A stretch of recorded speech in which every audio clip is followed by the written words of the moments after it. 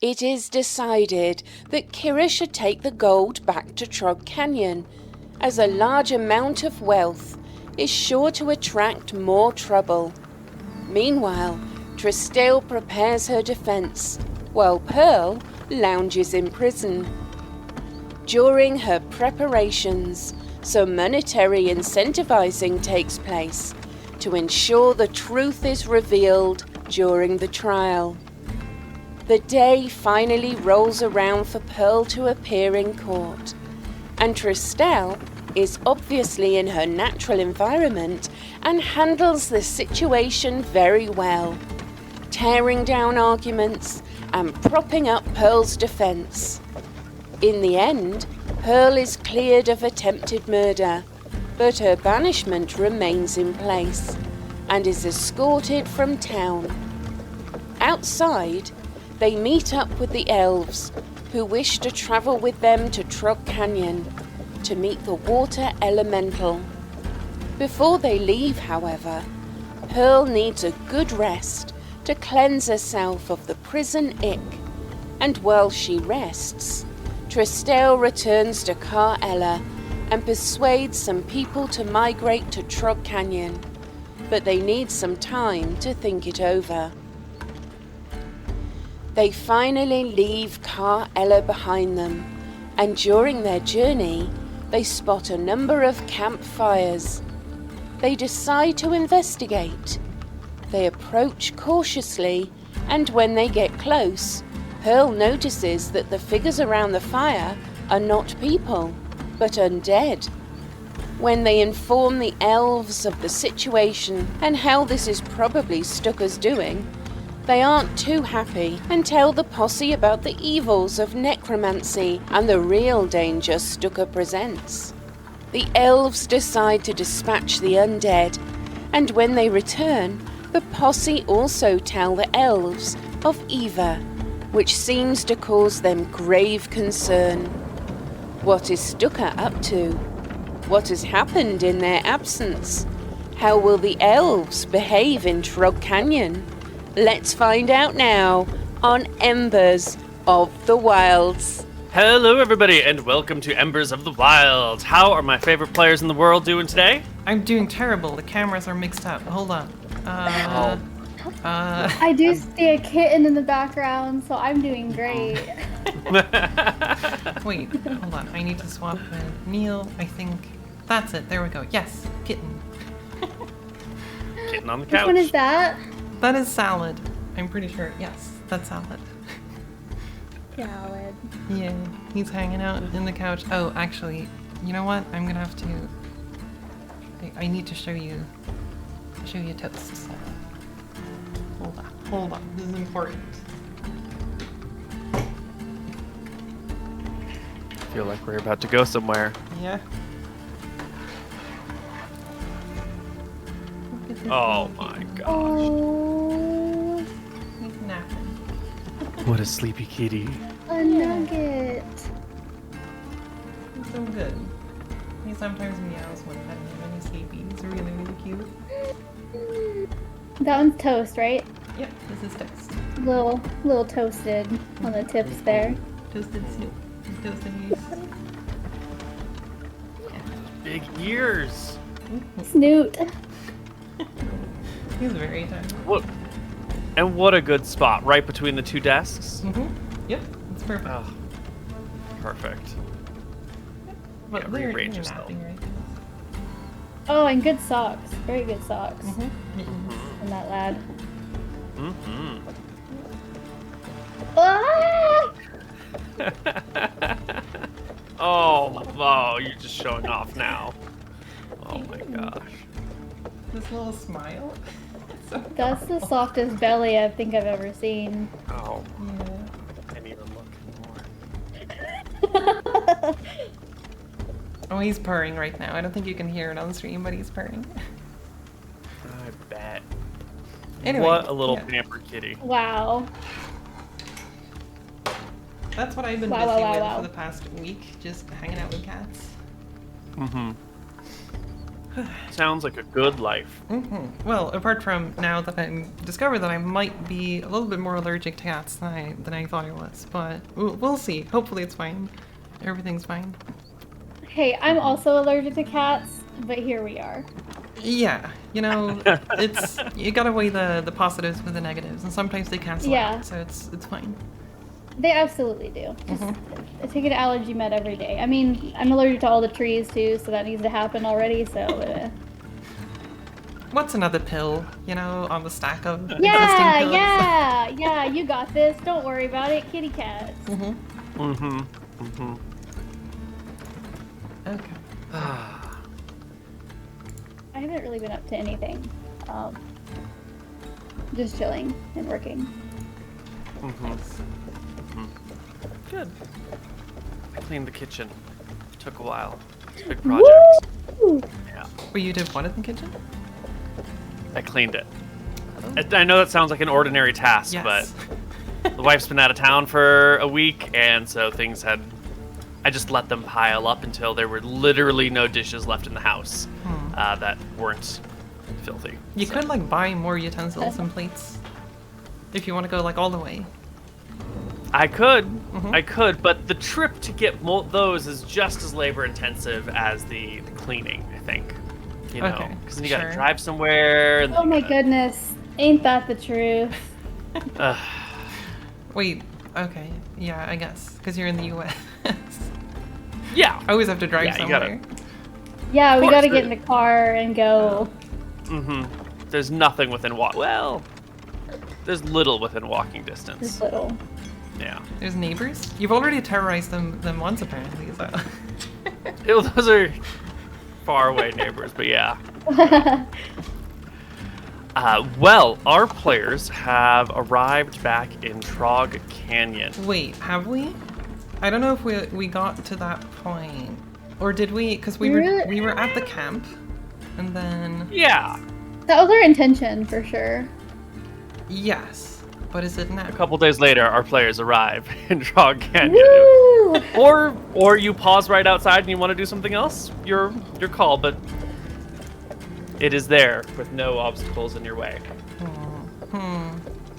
Because the question What do is, you do wanna we do? want to talk to Stuka?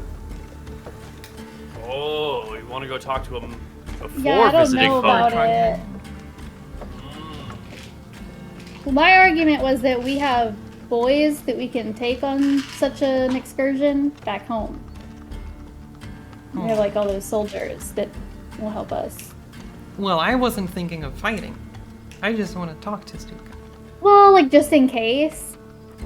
Should be fine. Yeah, because if you show up with a small army, it really helps facilitate conversation. Oh, that's fair enough. No, I think that's a great idea. Well, in the mage that like gave the soldiers to us was kind of like explicitly to deal with the necromancer situation. Well, to deal with But maybe a monsters. diplomatic. Yeah. I guess maybe a diplomatic approach is our usual go. So we could 'Cause, do like- that first. And I just don't want to get locked in a bone dungeon. He's been nice to us so far, you know? Should be fine. That's true. Just been like And- somewhat suspicious at all times. Right, we sent Kyra back theoretically with the paint, or were we doing? Okay. Yeah.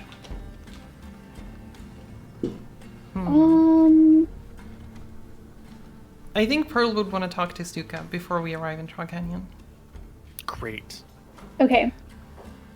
That's true. Chat pointed out a great point, which is I commissioned a bone liar. True. True. Yeah. So the two of you can go to Northridge. Your group of elves Do they want to are join? really...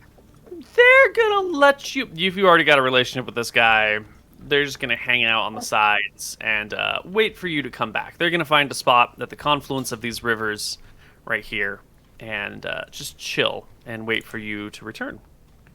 Does Northridge look any different from last time? Because it's been a while now. Not significantly. And are we bringing the paint? I forget if we brought it or... Kyra. I think Dropped Kyra it. has the paints. Right. Right, I think when we theorized it, she dropped it on the very edge of town and just went. Oh, yeah. Mm-hmm. Neat. Okay, I Okay. think I would want to approach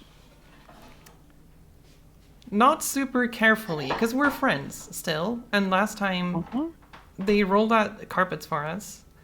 And I don't want Right. to and I don't want to give the impression that something is off, even though something totally is off. Right. Just gonna walk as normally as I can, like extremely normally, to the point where it looks a little bit too normal. Overthinking your walk. Exactly. Gotcha. So like someone with a keen eye can tell that I'm overthinking the way that I walk. Mm-hmm. Why? Pearl is really trying. Fair enough. Into town our party goes. And sure enough, as you reach the river and those bridges that cross it, you can see there is a group of skeletons standing on the bridge. There are 2 skeletons with axes, 2 with bows, and 1 with nothing, sort of standing in between the other 4. Is this the bridge where they attacked us, or the bridge? Because didn't we walk into town from the north at some point, and then they didn't attack us? You did. Right now, we've been returning from Ka'ela, so we are on the west side of the river. When you normally approach, you approach from the east side of the river. And the tower's on the Right. east side. So if you go through town, you got to cross one of the bridges to get to the tower. Okay. Okay. This should be fine, right? It should be fine. I'm trying to remember. Last time I could have sworn he said that basically his skellies wouldn't attack us again, or I don't know if that's true or if it was just a oopsie, my bad. Yeah, because we did bring it up. I remember that Yeah. we were unhappy that we were attacked. Right. Yeah. Well,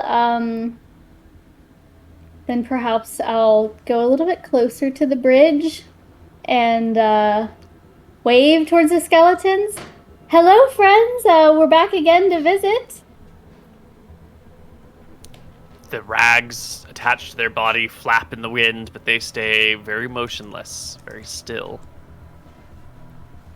Not very responsive, it seems. I don't think anyone's home. Walk a little bit closer. How close is a little bit closer?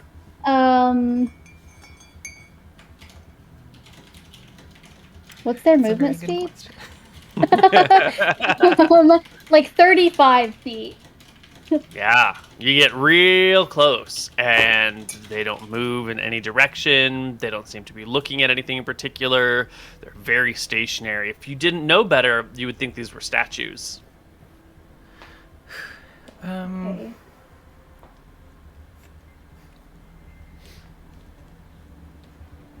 What do you think, Pearl? I don't know. I'm getting nervous. Maybe this was a bad idea. Maybe we shouldn't talk to Stuka. Maybe we should do this another day, tomorrow. Won't be spooky tomorrow. No. We're here.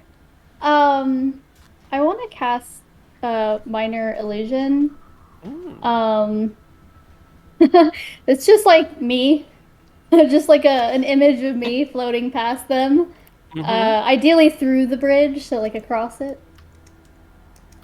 Yeah, the image sort of just right on past them. That was so cool, though. It looked exactly like you. Nice. Thanks. I've been practicing that one. Maybe we can just go around them. Maybe we threw rocks last time, but maybe that's a little bit rude. I will try to say hi to them again. Hey, can you hear us? And a wave to the skeletons now that we're closer. The statuesque skeletons respond not at all. Is How many are there? Was there How many 4? are there? Or There are 4 armed skeletons and 1 unarmed skeleton. Okay. Is Stuka in town?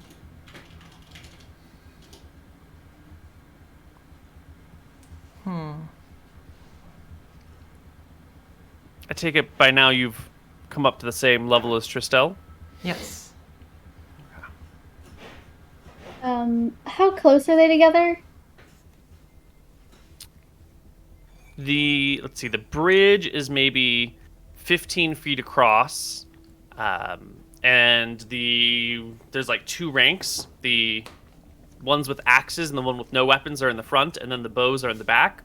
So they're kind of close together. Like you could stand, if you stood in between 2 skeletons, your shoulders might bump them, or if you reach out slightly, you might bump Okay. them. If you want to walk between them, you could make it, but you'd have to get like kind of close, like really close. Can I try Like doing opportun- like a somersault? Mm-hmm. You want to like jump off the banister of the railing of the bridge and leap over one of them? Yeah, that's the idea. Yeah, go Wait. ahead. Give me an acrobatics check to Xena your way over the skeletons. Wait, why? Can't we just walk around them? Or is it too tight? I don't want to get in there. Where am I? Acrobatics check. It's definitely opportunity attack range if you walk between them. No, that was a natural 1. Yes, it was. Tristel. You go to leap off of the railing, but it's an old bridge that's been devastated by war, and the rock on the railing just crumbles underneath you as you go to leap off of it, and you land on one of the skeletons, just like impacting it, and both of you fall to the ground. All the other skeletons turn. No. Tristel. You have a moment here, Freya, while Tristel's still on the ground and the skeletons are still moving. Do you want to do anything in this precious moment before... I don't know. Wait, so hold on. Did the skeleton straight up die? Did Tristel like body slam the skeleton? Or She landed on one of them, and all of the other skeletons are turning to look at the 2 of them dogpiled on the ground. I'm about to tell you what happens next, but I need to know if Pearl's going to do anything or if she is panicking in the moment.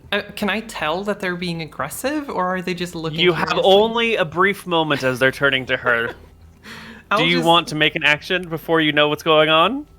I'll just pull out my Sounds- my arcane focus, and I will tell them, but please don't hurt her.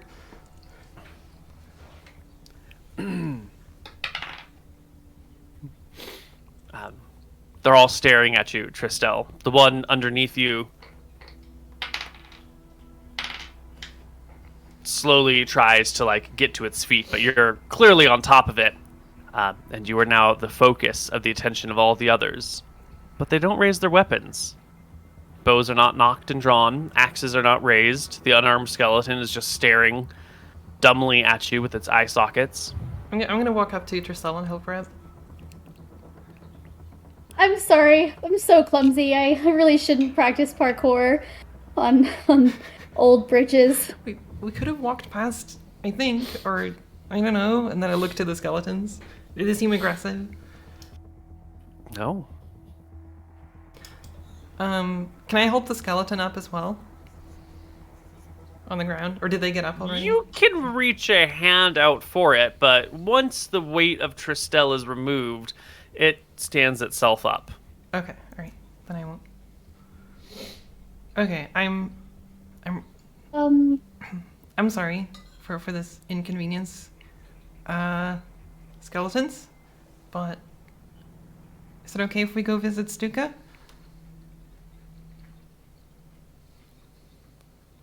Okay, maybe we should just go, Tristel. I'm gonna start sneaking away. As you were. You cross the bridge, and the skeletons fall in line behind you and follow you. That's Are they, okay. are they chasing us? Are they What are they doing?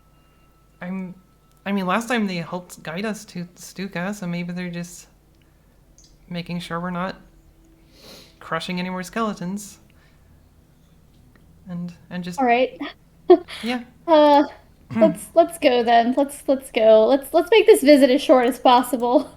How far is it to walk? Like, how long are we gonna have to endure this like posse behind us? Maybe 15 minutes of being stalked by skeletons through the streets. Not a long Okay. time. It's just somewhat unnerving. Yeah, it's Yeah. just 4 or 5 of them, right? Wait, 5? 4 armed and 1 unarmed. Oh, right. I thought you sneakily added one more skeleton that started following us. No. But from here, you can see the tower is looking pretty good. More skeletons, or more bones have been laid, more stone has been set. Tower's looking much nicer. As you get closer, the base of the tower seems to have been added onto and sort of expanded. So now you've got a tower with a big like square building underneath it that's still clearly under construction. Bones are being stacked in some areas, but mostly it's stones being carefully laid, well, semi-carefully laid and placed. There's maybe 100 skeletons or so milling about, working on various tasks. Some of them seem to be very active. Some of them seem to just be standing around. Some have weapons. Most of them don't. Lots of just lifting and carrying and placing and lifting and carrying and placing, and large piles of rocks being pre-prepared. And there's definitely some sort of industry going on here. Is it more active than last time? Like there's more skeletons, or? It's probably about the same. Okay. You're approaching from a different angle, different side. You're looking at might be a few more. Could just be the day that you've visited. All right. All right. Yep. We're Let's, gonna keep walking to the tower. Saunter in. Yeah. You arrive, and coming down out of the tower is none other than your good, close friend, Stuka, who waves at you and then sort of like makes a gesture as well. And the skeletons that were following you just stop, turn around, and walk back to where they came from. And Stuka approaches you. You can see that there are like 6 skeletons in a line behind him wearing sort of fancy rags. And they're like in a double file just following behind Stuka. And he approaches you and says, "Ah, friends! How pleasant for you to visit me. Hi, Stuka. Where's our other friend?" Oh, Kyra? Oh, she's in town right now. I'm back home. Did you? Which direction was that again? Oh, we Oh, we I'm a live bit to the turned north, around. like further from here. kind of that way. Right. Anyway, what is the occasion for this pleasure? Wanted to ask how things are going with your town. Looks like your tower is looking a little bit more built. It's looking good. You know what they say. The family that lives together stays together. Yeah, something like that. They do say that. Yes. Would you care to join? Been working on creating some amenities for people with finer, more tactile needs. We have some lovely rooms being established on the 4th floor of the tower. Would you care to spend the night? Or stay for the afternoon? We have some errands to run, so I don't think we can stay for that long. What a pity. It's such a far travel out here. Surely you must have time. Must take you at least a day to get home from here. Surely you can spend a few hours looking at the fine works that my family have put into this to-be beautiful town. You know, I'd love to see it though. Do you want to? You could show it to us. And Yeah, and I do remember that the last time we were here, I inquired about a certain bone liar. Yes. Has there been Yes, you any did. progress on that object? Certainly has. It is up on the 4th floor of the tower, though. So please let me show you around. This way. Sure. And he will gesture behind him, and the skeletal line will like move to the side, allowing you to pass through the double file. looking at Stuka and his like body language and the way that he talks, like, can I sort of tell that he's like angry with us because he knows that some skeletons died and we're probably like responsible? Or That sounds like an insight check to me. does it have to be insight specifically? Can I not just pick any other Yes, it does. stat? Okay. No, it must be insight. Damn. Okay. Okay. Are you not an intuitive character?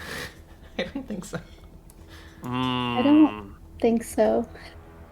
Oh, insight is not good. Okay, but it's fine. You'll do great. Yeah, 14's a great roll. Nice. He doesn't seem to be angry about you. It's quite possible he doesn't even know yet. I mean, that was just last night or the night before, and you got here as quickly as someone could walk, so unless he has some... If those were his skeletons, you'd have to have some way of scrying on them to know that they were killed, right? So he's probably oblivious. He does seem very eager to get the two of you in his tower, though. Okay, that's fine. Yeah. Yeah, it's fine. Tag along. This will be 14's a great roll.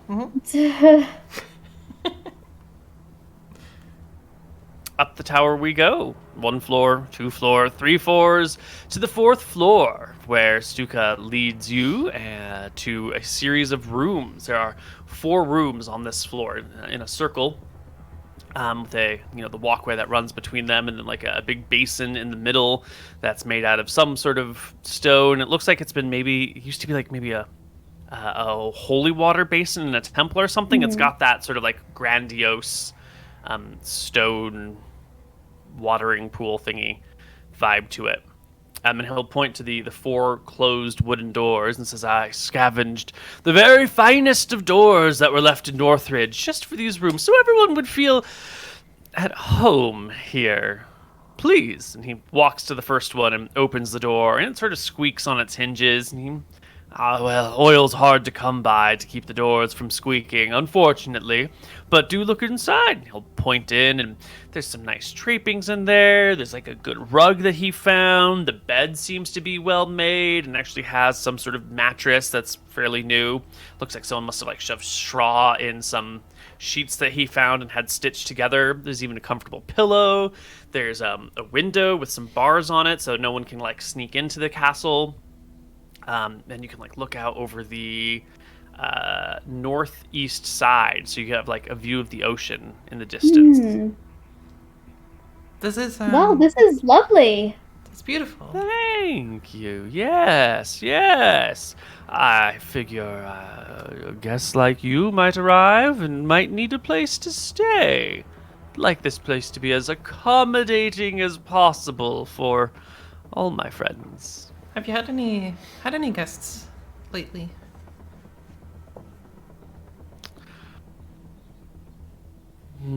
I have the two of you, but no other visitors yet.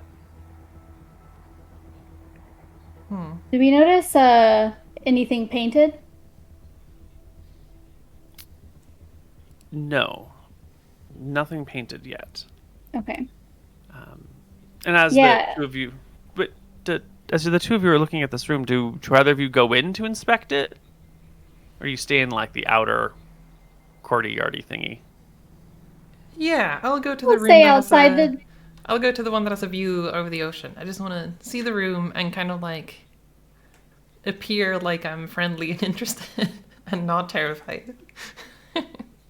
You cross the threshold into the room. You can look out the window and see in the distance. And when you turn back to look at Stuka and Tristel on the other side of the doorway, you can see that the closet here has a skeleton in it who is currently like trying to fit a shelf, but it keeps like slipping, and then it like picks it up and tries to put it in again, and it like slips again, and the skeleton seems to be stuck on an infinite loop of trying to place a shelf in a spot where it just won't hold.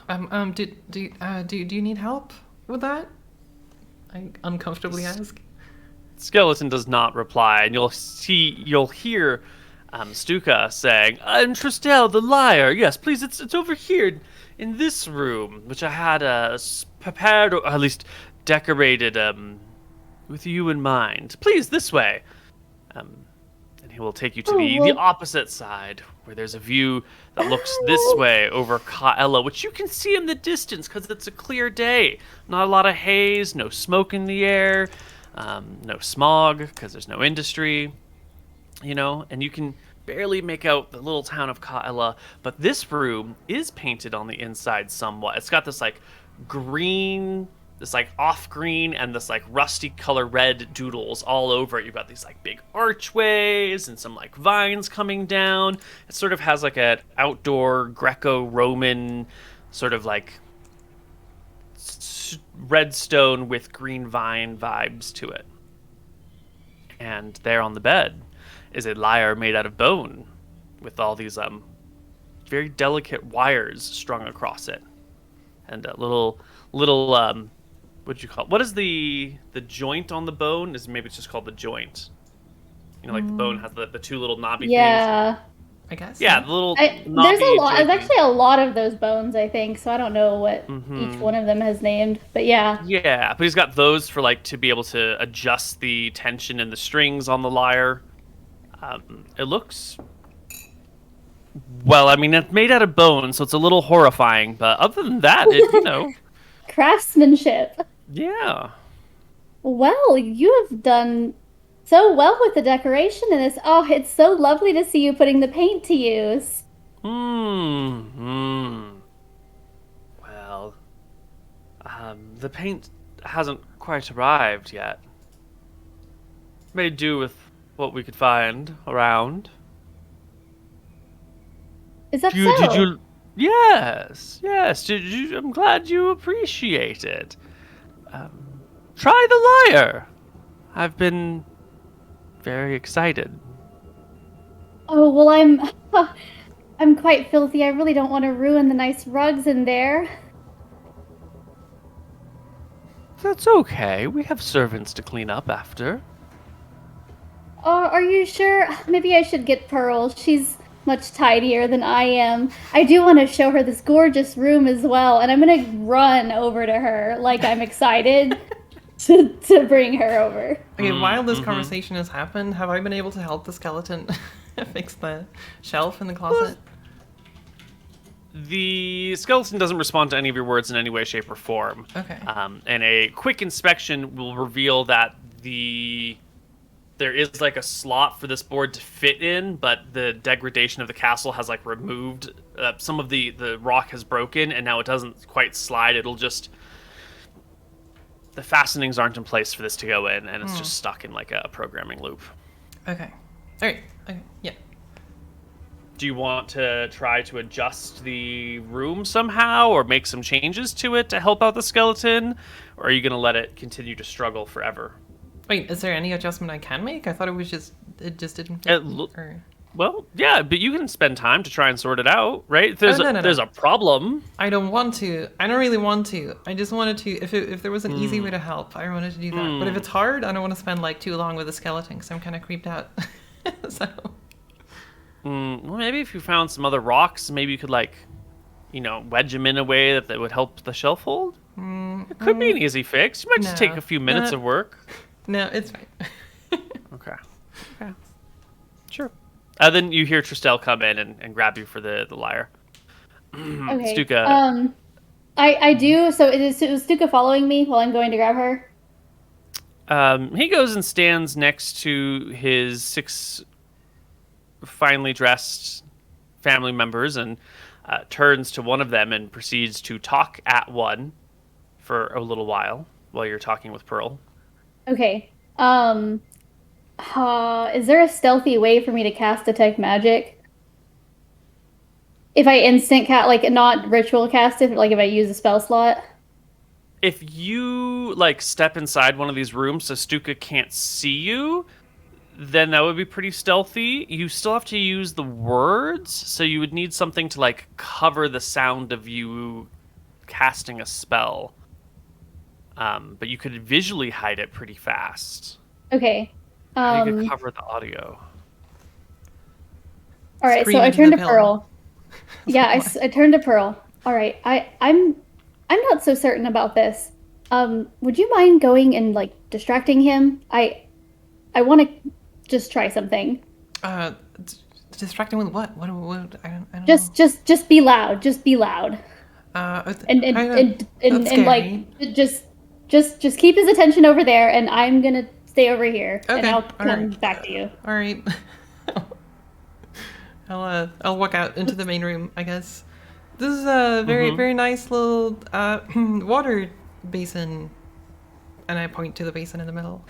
Yes. It's one of my more favorite pieces. We found it in the ruins of an ancient temple, and I thought, well, it served a divine purpose before. Why not help,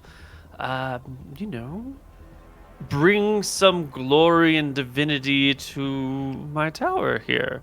What kind of temple so here, was it? Oh, a ruined one. So unfortunate. So much destruction in the past. What a shame, the things that happened here. Yeah, it truly is. Can I see any like symbols on the water basin? Like any writings? Give me a religion proficiency to see if you can sort of sort out what any of these symbols mean. Because you're not the most... that's okay. Yeah, you can find on the edge of the basin are the 4 major constellations of Martha, goddess of life and healing, Varasi, her sister, goddess of death and destruction, their brother, Astaire, god of law and order, and their other brother, Malchus, god of chaos. And they're arranged symmetrically on the basin. But there's some other markings that you can't quite make out. Maybe they're other deities that you're kind of foggy about. Maybe they're relating to Martha and these other deities. It's kind of But here are the 4 major symbols, definitely. Certainly some sort of holy basin. Tristel, meanwhile, you're casting Detect Magic? Yes. Great. Okay, so it's cast. I want to observe these rooms that he has so kindly prepared. Then I'm near Pearl, so I just kind of want to look at what's going on here. If there is anything going on here. Give me a perception check at advantage, please. I feel like there's going to be a storm of magic all over. Oh, wow. Oh, nice. We're taking that first one. Yeah, so very quickly you notice that the rug under one of these beds seems to have some sort of like magic light or aura coming out from underneath it slightly. And if you kick the edge of that rug over, you can see that there is some sort of like engraving along the floor right underneath the bed that is radiating magic. You'd have to like lift up the carpet and move it around to see what the whole thing is, but there's certainly some sort of groove like right along the section that would be right underneath the edge of the bed that is very clearly drawn and inlaid with some sort of something. But you can only barely get a look at it with this. Then, the skeletons are radiating some magic. Stuka has a whole bunch of magic on him, like he's equipped with magical gear. And it's kind of hard to pull it all apart because there's, the other skeletons nearby that are radiating magic. And Pearl is given off of some weird magic, too. And that basin in the middle of the room has, like, this really faint glow on it, like old magic that is, like, withered away but is still barely holding on. Okay. Wait, I'm not radiating more than I would normally. Or wait, would I? You're not part of this conversation? Okay, sorry. I'm talking about the water basin. So so they're still over there. And I don't notice anything about the doorway. No, the doorway seems pretty normal, yeah. Okay, I do kind of want to just go in and like, you said that this like weird writing's by the bed. Yeah, like an engraving under the rug. Okay, I kind of want to go near it and like, um, so okay, I'm gonna cast Identify, which means that I need to touch it. But I want to kind of like also just look like I'm observing. Like, were he to look over, I kind of want to also just like touch like the rug, the bed, like I'm just observing these fineries. Mm-hmm. Mm-hmm. So you can cast Identify, but it does require a pearl worth at least 100 GP and an owl feather as its material components. I have the pearl. You have the pearl. Great. And I'm sure you have that the was feather from then. that was from the wizard. I think I saved up money to buy that. Fantastic. Now you just need 1 minute to cast the spell. So hopefully Pearl can distract Stuka for 1 minute. So Yeah, Pearl. that's Well, before I start then, I would like to Uh-huh. turn and cast message at Pearl Ah. and be like, "Pearl, just give me like 2 minutes. Just keep him busy." okay. Yep, it's fine. So Pearl, how do you keep Stuka busy for 2 minutes while Tristel is going to cast this spell right near the bed, which is right near the door, so if Stuka turns around at all, he's definitely going to see her do this. So what about your room, Stuka? Have you made any changes to your office? I don't know what we call it. What do you call your room? Well, I have many rooms. Some might even say the whole tower is a room of mine. And is it really my room if I'm not in it in the moment? Well, you know, the one you invited us to last time when we had a chat. Yes, well, as the tower grows, we keep moving that room a little higher and higher up. Right now, it's in a state of disarray, but I would be happy to show the two of you to where it might be. Where did Tristel go off to? Oh, she's still like appreciating the view and the furniture in there. I think it's really beautiful. All the things you built in here. Well, and he starts looking around for Tristel. You could take just me to show the room. I think Tristel is gonna stay there for a while. Why, yes, please come this way, absolutely. And he puts like an arm around your shoulders and like points you towards the staircase back out towards the end of the hallway. This way. Have you given any thought to allowing a quick inspection of your joints? The way the ankles connect still confuses me. He says as he leads you. I'm a little bit away. uncomfortable with that, but you can Oh, look at a distance, I guess. that's all I need. Just, let's get up to the room so we can do this with some proper. I have a piece of glass that is gently curved that allows some sort of. It's not very clear, but some sort of magnification. Have you ever explored the optical properties of glass? He says as he leads you upstairs to the next floor with his skeletons in tow behind him, leaving Tristel in the room by herself and the skeleton with the shelf. Oh yes, you know my I have my staff, and then I show the glass orb on the staff. Yes, quite. It's really Very weird. nice. It turns things upside down. Interesting, isn't it? Odd properties of light. And he will lead you up to the room above.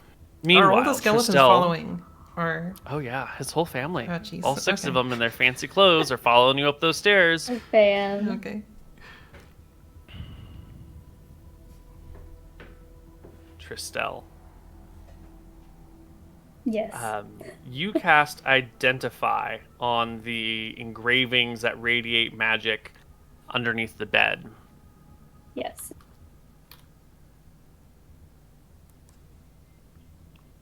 What does Identify give you? Like, how much information do you get? Oh, wait. Detect Magic should give you the School of Magic as well, right? Yeah. Abjuration is the school.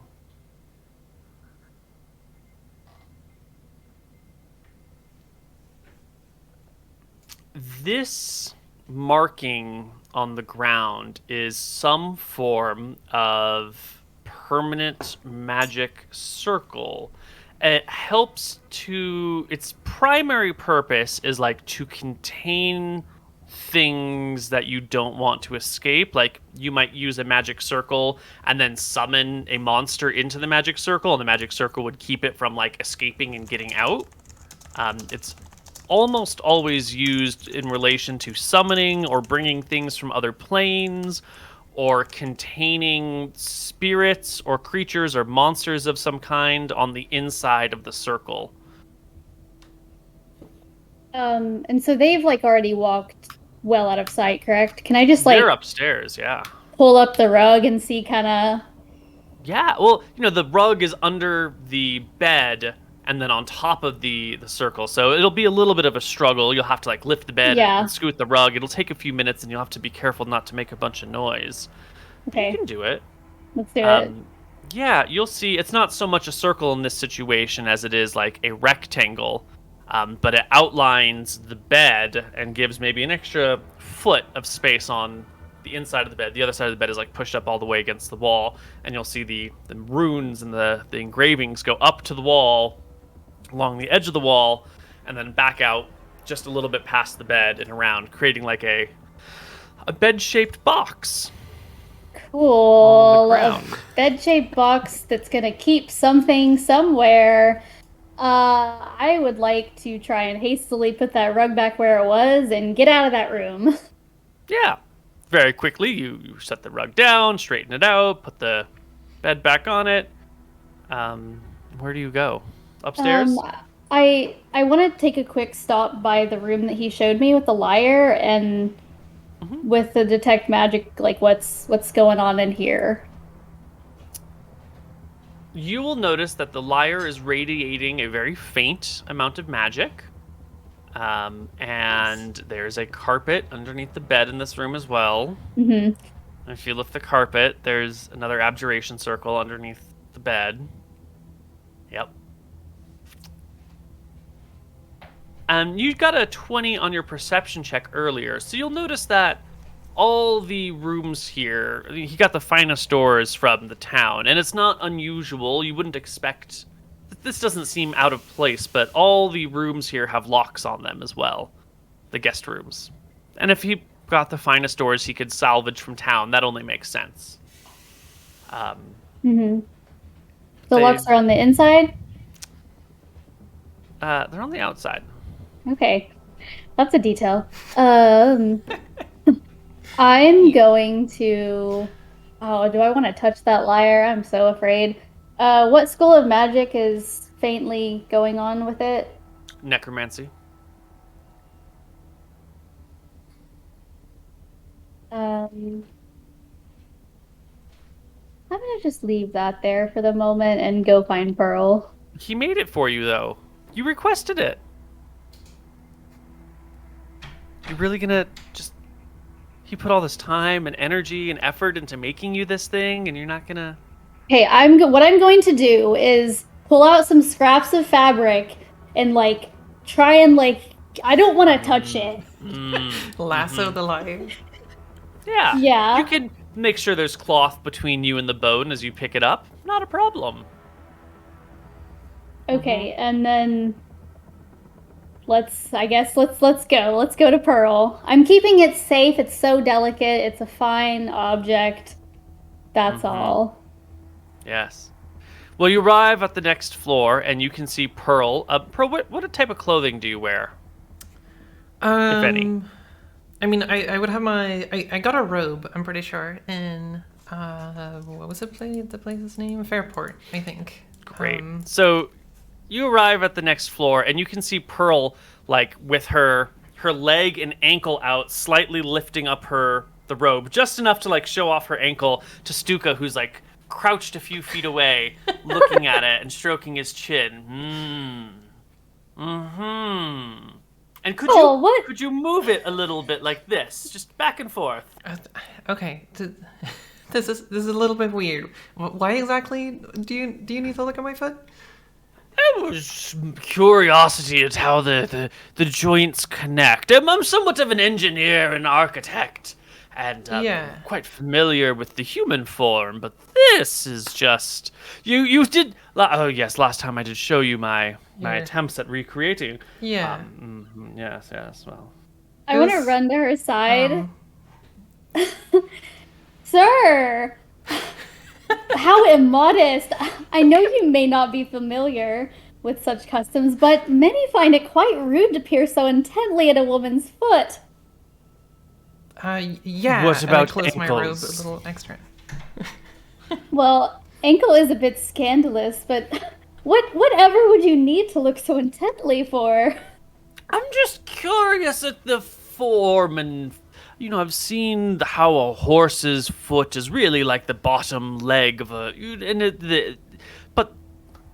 I've never quite met a creature like our dear beloved Pearl over here. I'm very interested in how she fits together. Is this for your project to make that skeleton I saw last time?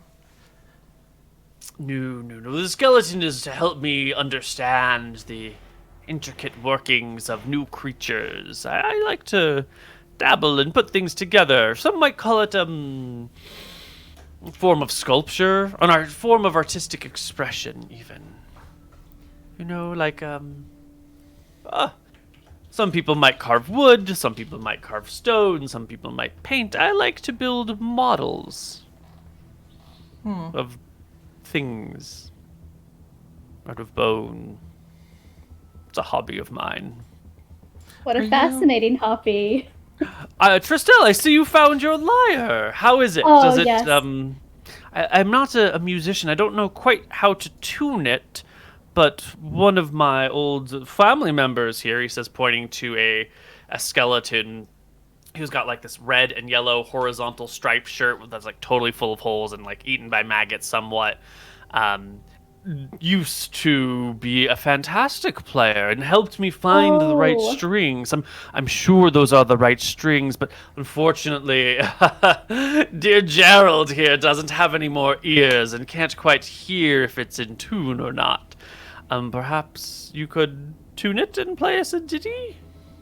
Oh, well, I would love to. I could, of course, play something on my own lyre, but it's actually quite an interesting process that I have. It's part of my artistry, the way I tune it. See, what I like to do is I like to take my lyre and I like to go in a cave. See, the acoustics in caves are the best, and so it's actually a specific cave back home that I need to tune it in. Something about the acoustics really gets the sound just right. Whoever owned this tower before built some dungeons underneath it. Those are very cave-like. Perhaps we could go down into the dungeons. I think and it you has could to be that very specific cave that Tristel was It talking is. about. It's the ambiance. It's part of it. I mean, you understand as a like you call yourself a hobbyist, but it really is an art, isn't it? Creating your sculptures, and that's what my music is to me. It has to be very precise. I understand.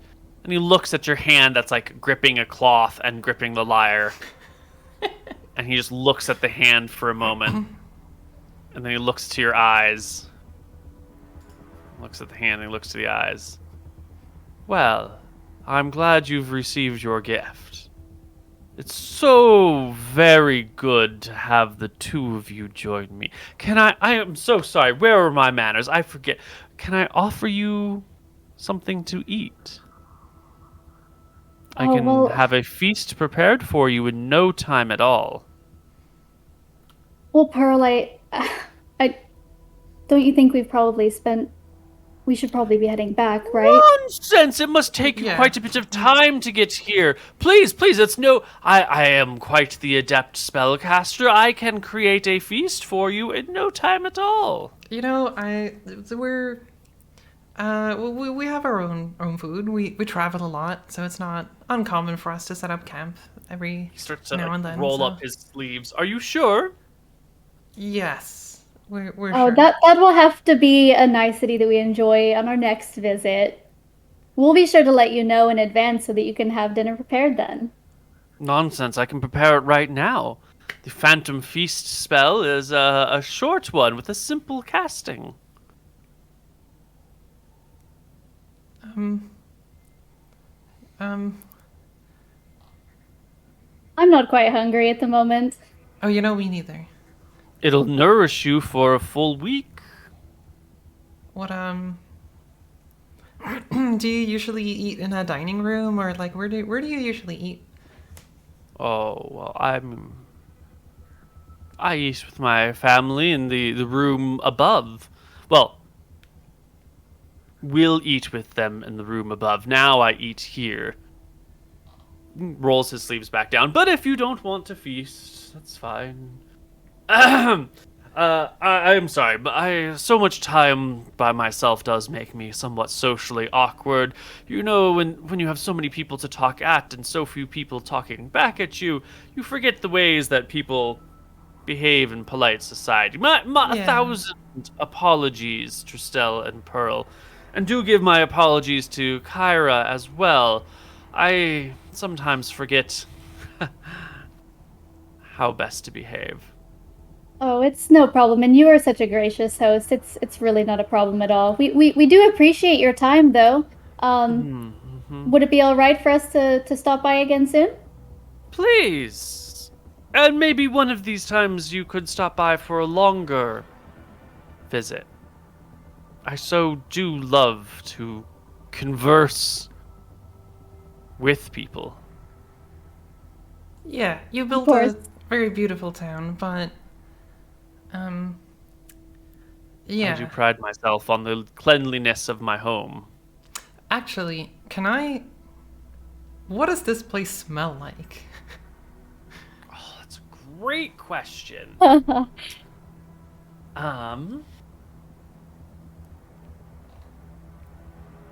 Trying to figure out like how disgusting it is. It does not smell like rotting flesh, for Okay. certain. That's You good. do not get the scent of like death and decay here at all. It's sort of more of like a dry, dusty smell, kind of like the rest of the plains out there around Northridge. Whatever skeletons here must have been like picked pretty clean or washed before they were animated, or maybe after they were animated or something, who knows. And so you just sort of get like the tower smell, the wind and the grasses blowing in on through the wind, and then the like distinct smell of Stuka and Tristel, right, which are their own definite patterns. I think that Tristel probably has sort of like a gentle, fragrant lightness, just to sort of throw something out. And Stuka has more of a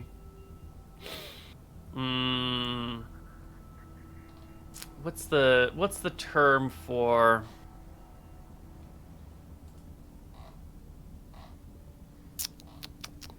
like if you Woody, have citrusy, musk. like sort of like an old woody smell, sort of like if you had some clothes that were kind of dirty and then you left them like actually under your bed for 6 months and you pulled them out and like the scent of them being dirty has kind of gone away, but it's still sort of there, and it sort of had that like old semi-woody-ish smell. Like, yeah. Valid. Okay, that seems fine. Yeah. Stuka, you mentioned that you have. I hope you know that your hobbies are pretty unusual, right? I think true artists don't worry about how the world views them. They dedicate themselves to their art, no matter how quirky they may appear. Wouldn't you say? It's better to be yeah. true to yourself than to be worried about how the world may see you.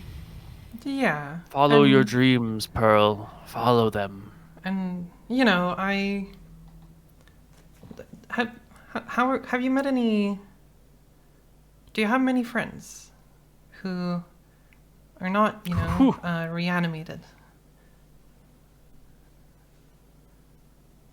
I think 3 friends is a fantastic number to have.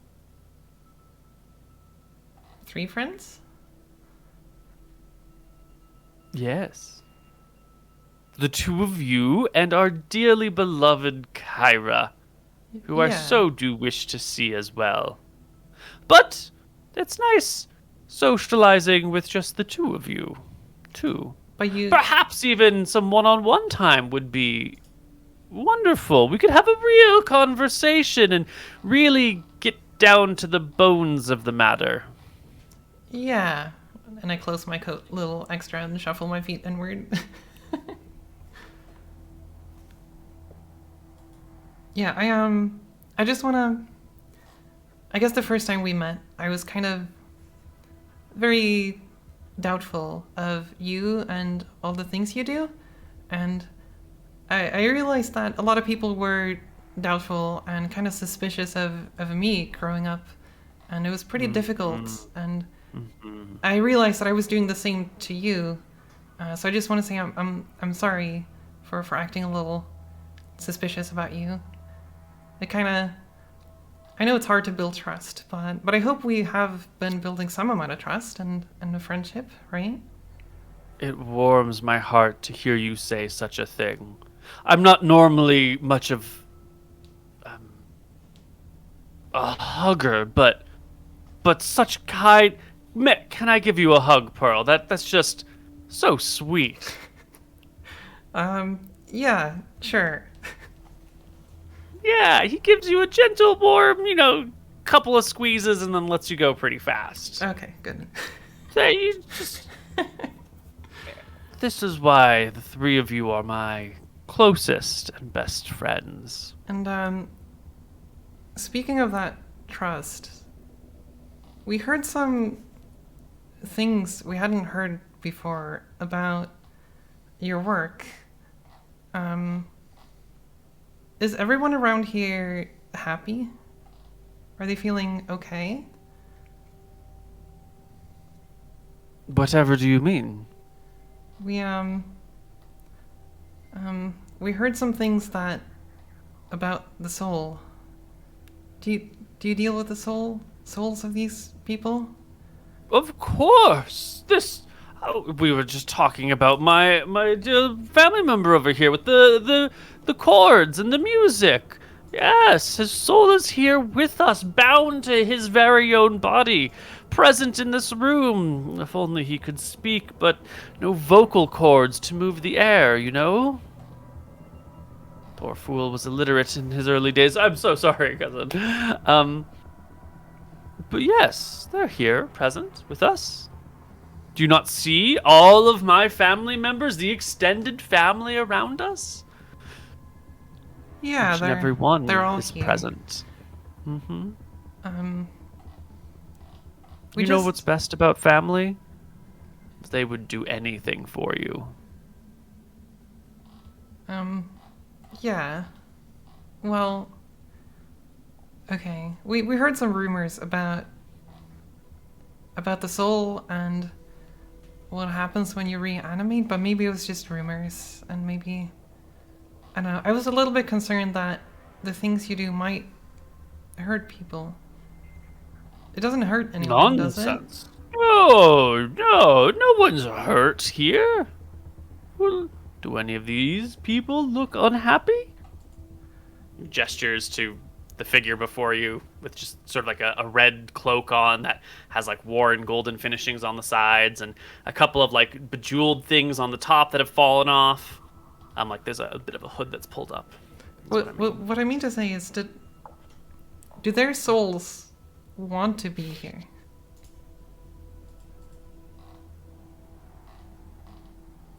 It's a very astute question.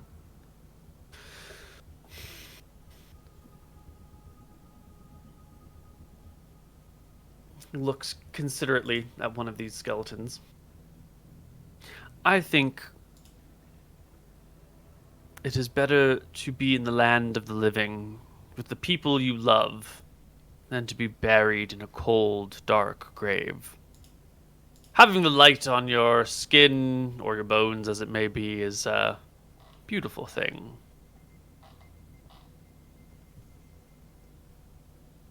I'm sure their happiness is much greater here than in the cold, dark, depressing afterlife. Wouldn't you rather bask in the light of the sun than that of the moon? Well, Suppose it depends on the weather. Sometimes it is quite nice.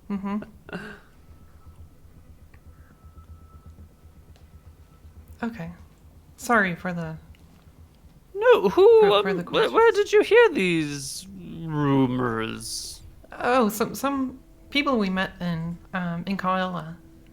We were talking to them, and they seemed quite knowledgeable about the afterlife, and they were, well, to be honest, they were very concerned about what you're doing. They said that the souls might actually be suffering when they come back to this existence. And that worries me. Does it not worry you? No, not at all. They're quite happy here, I assure you. You can take my word for that. A little bit of knowledge is a dangerous thing, Pearl. People who don't know what they're talking about often say ridiculous things. Like But what? who would know better than I about how my family behaves and the process by which I bring them to me? Who would know better than I how they feel in this situation? Surely I would never do anything to hurt or harm my family. I would really hope so. I got really worried when we heard what might be happening, but It's true it could have just been a tall tale that we heard. It was just some fellows we met in a tavern, elves. Perhaps Scowl. perhaps their memories have been twisted over so many years. Silly elves. They are so old-fashioned and stuck in their ways. You know, they've existed in this world for a long time, and they have a very, very narrow view of what is right and what is wrong. I believe those elves to be xenophobic, self-centered creatures who really only ever look out for themselves. They live such a long time that our lifespans, even if they do manage to make it to 100 years, are nothing in comparison. They have no problem stealing from us because they know we will be gone shortly. They are sad creatures, really. Willing to lie to get what they need, knowing that we won't be around long enough to really stop them, knowing that their strength from their years of practice, their years of training makes them all but impervious to resistance from the outside.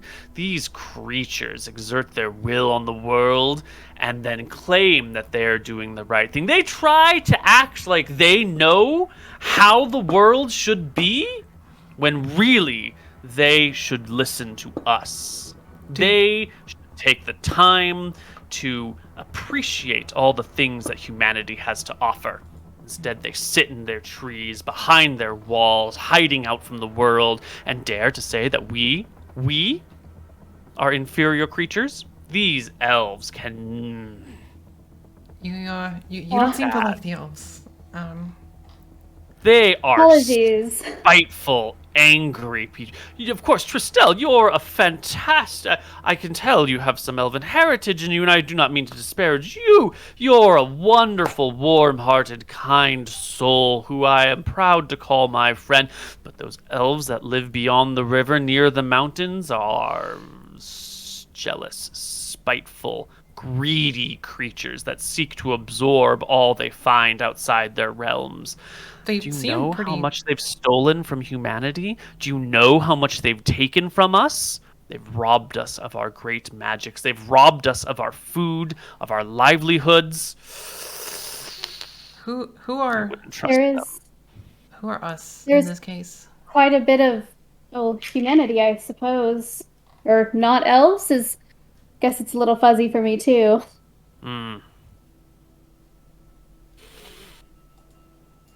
there's definitely some history that it sounds like you could probably educate us on. Perhaps that's a topic of interest for when we return again.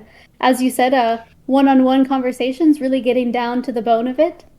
Yes, I'm sorry. I seem to have let myself run away a little bit. I have had some very unpleasant dealing with those creatures in the past. I'm sorry you had this experience. You seem to hate the elves about as much as the elves seem to hate humans. Seems like there's a long history between all of you. Well, some of you. Well, I've seen enough of them to know. Yes. Anywho, Anyway. perhaps it is time for you to go, he says, sort of adjusting his hair. And perhaps I have work to be doing. Please take your lyre and come back as soon as you find the time. Oh yes, you all wanted to show me three of your you, lens. Sorry. Or even just one of you would be fantastic to have as a guest. Yes. You had your lens. Right, you wanted this to show way. me? Down the stairs, please. Follow me. Oh, okay. Let's as you said, it's so joyous to bask in the light. Let's do so. Let's take our leave. All right. And down he will lead you, and out the tower, and have one of his family members walk you to the edge of town. And why don't we take our break as the party exits town? Cool. Great. Neat. I see. Right. I will see you all in a little bit. Bye.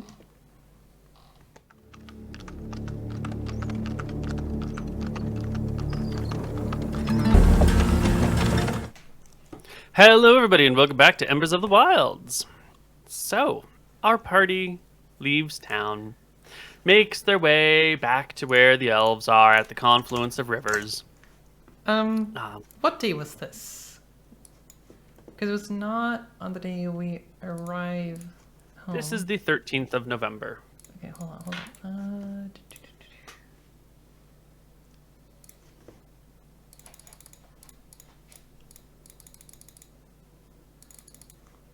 Where's... That's right. That's why it was so cold when Pearl was in prison. Or wait, aren't we on the southern hemisphere, or...? Seasons are the same regardless of hemisphere. Oh, okay, right. Godly magic and stuff. Nice. Oh, so we found Stuka's camp with the skeletons on the 12th? That was the night of the 12th, and so this is the next day in the middle of the day. Right, the 13th. Okay. Right. And so you'll get back to your camp by the elves by this evening. Neat. Mm-hmm. Okay, there we go. Sorry. No.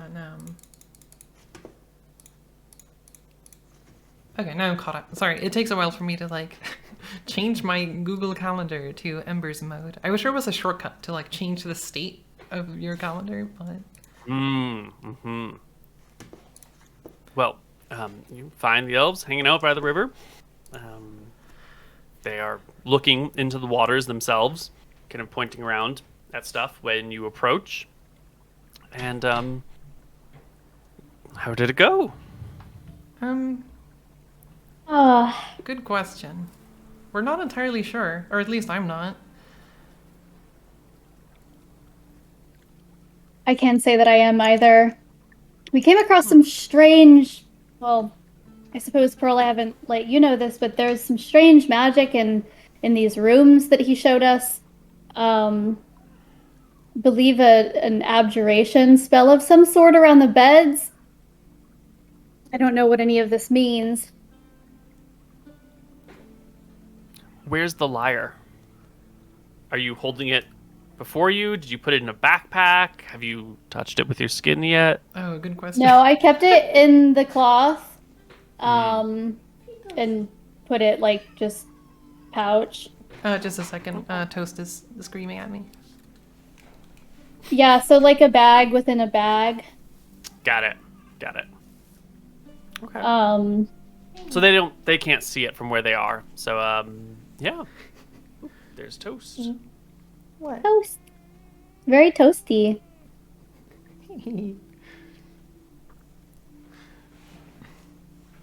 Yeah. Well, they kind of Okay, look sorry. at the two. They look at the two of you sort of expectantly, and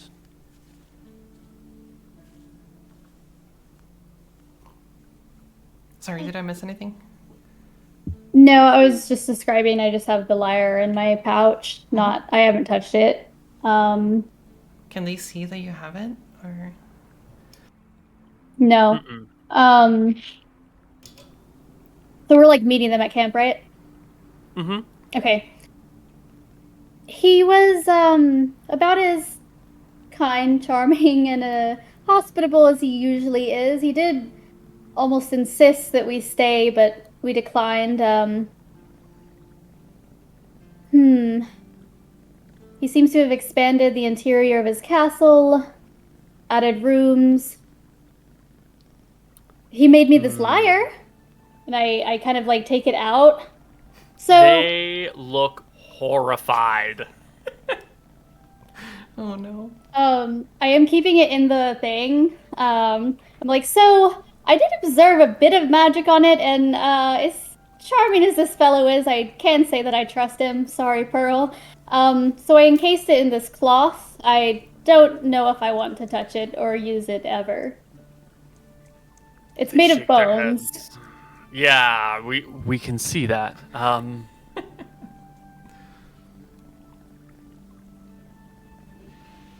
I have no words to describe how this makes me feel, says Faylee, the lead elf. Sorry. I'm gonna put it away. So we, in talking to Stuka, he doesn't seem to be concerned about, like, he says that the souls are not suffering when they come back to this plane of existence, I guess. And you believed him. You just Well, believed the evil necromancer in the tower made of bone. well, he's been nothing but kind to us. And you've been kind of mean to our friend Kyra. And I know almost nothing about this. I don't know who to trust. I don't know what is real and who is saying the thing that's actually happening and who's saying the thing that's not happening. I don't really know. How can I even know these things? Perhaps a generation living among humans has taught you it is better to believe the kind and sweet lie than the harsh truth. Let your Well- senses work for you, Pearl. It's a tower made out of bones with undead Yeah. in it. Yeah. Hello. But what if Hello. they're not suffering? What if they're actually happy to be back? It's not... Nobody wants to be dead, right? What if I'm an illusion? What if she's an illusion? What if this is all one big phantasm, and in reality, you're strapped to a chair in Stuka's tower, and he's playing with your mind and making you see things that aren't there? I don't think that's happening. How do you know? If you're going to play the what if I'm wrong, or what if what looks like it's bad is actually good game, that game goes on forever and ever. But I don't know if it's actually bad. Pearl, I dare say it's really not the bones or the tower that bothers me. It's his behavior right before we left. Did you not notice how angry he was? The animosity with which he spoke about elves? It was about the same understand- animosity that the elves speak about the humans. As if they're all just one people making decisions as they're just one person. I'm uncomfortable with that, for sure, but...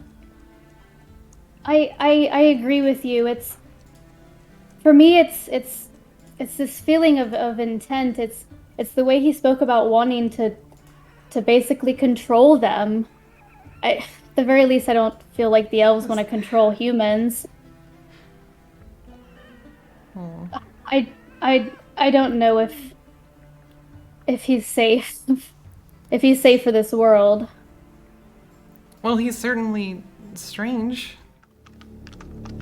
Oh, wait, That sorry, we can I agree pressed on. He's really strange. But what if he's just mistaken? What if he's just doing this? I don't know. He wouldn't do this if he knew that they were in pain, right? I don't know that they feel anything. I think we've seen that, right? Yeah. There doesn't seem I to don't be know about anyone home.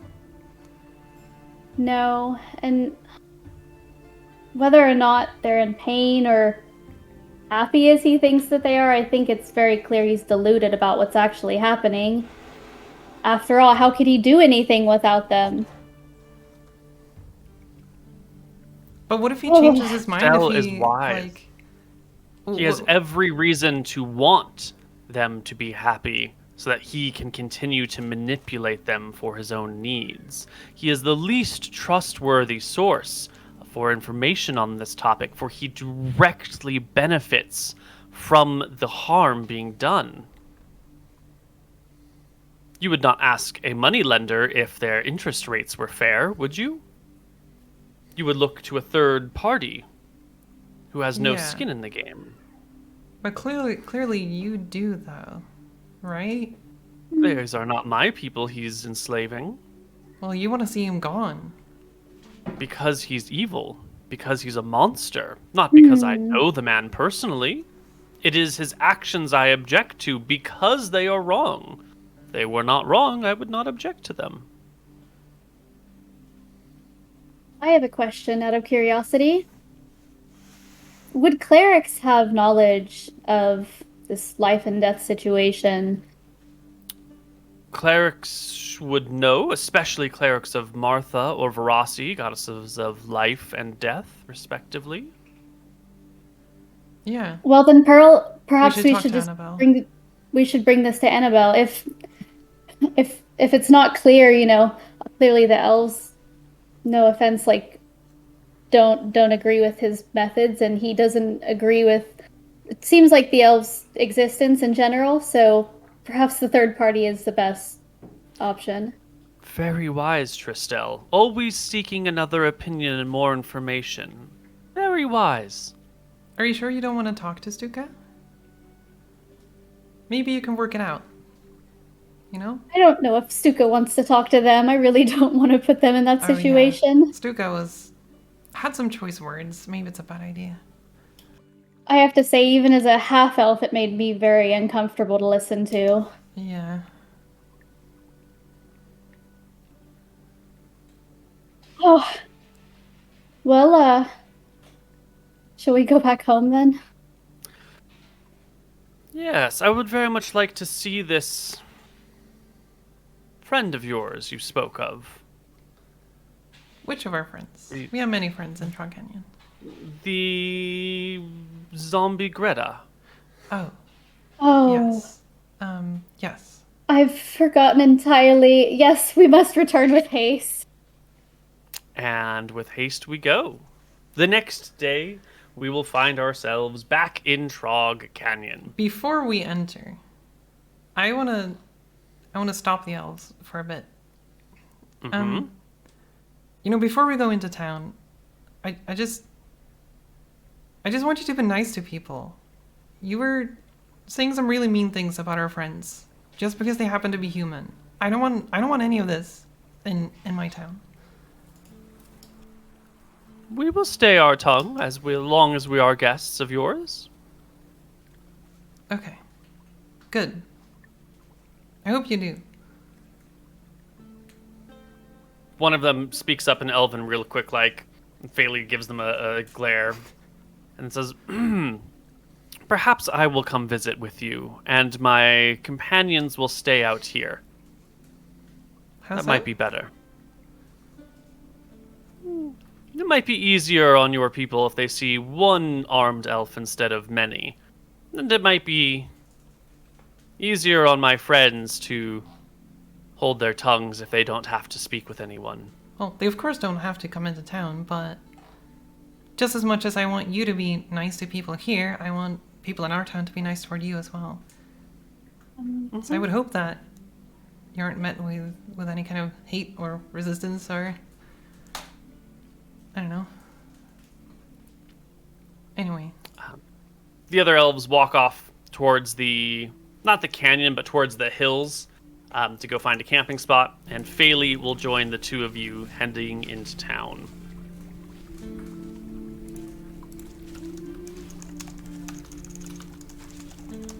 Perfect.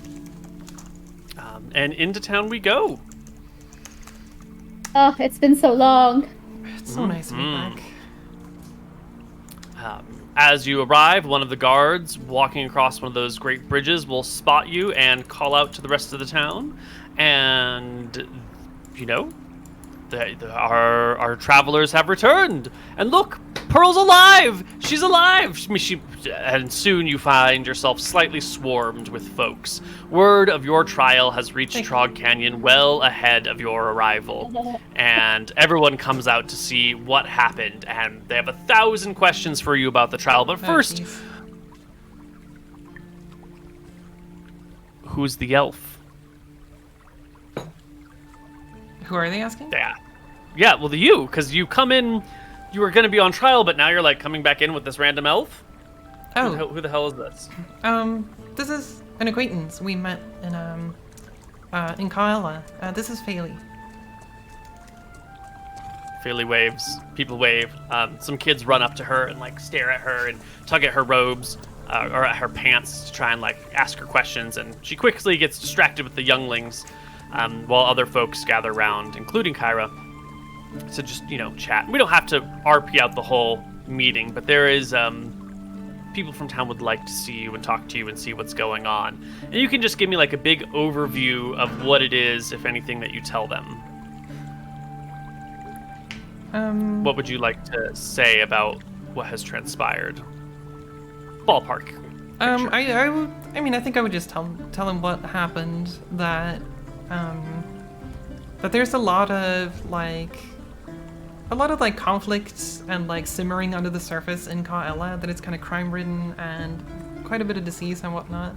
And we had a run-in with some of the bandits, and I'll just tell them that I accidentally, caused the whole thing. And tell them a little bit about what prison was like there and whatnot. Especially, I'll tell the sheriffs and whatnot about how horrible it was to stay in that kind of prison that they have there. Yeah. Okay. Well, after maybe a good 45 minutes, a couple of hours of chatting with people, as everyone wants to know this, that, and the other thing, you can get down to whatever business it is that you need to do. People head back to their homes. It's getting on towards evening. What do you want to say or do? Oh yeah, that's true, Barnaby. Ooh, it's not good that he knows about the accident. Was he there in the crowd? Did Barnaby hear my Barnaby story? really has it out for you and your magic. Barnaby was indeed there. Oh shit. And he did give you the high eyebrows, I'm not going to say I told you so, but we both know I was right. Yeah. But eventually, it's just down to the three of you. Kyra has soldiers to drill and train, and Faylie asks, shall we go see Greta, or shall we go see this cleric Annabelle that you speak of? Whoever would be the least busy thinking... right now. I don't know if Annabelle has church hours or teaching kids stuff or whatever. But... Yeah, I was gonna suggest too that maybe we ask Greta if the other elves can stay in the inn. It is kind of on the edge of town, so they wouldn't necessarily be interacting with a bunch of other people, but it would at least give them a place to stay. And then we can, obviously check in on the Eva situation. sounds great. Yeah.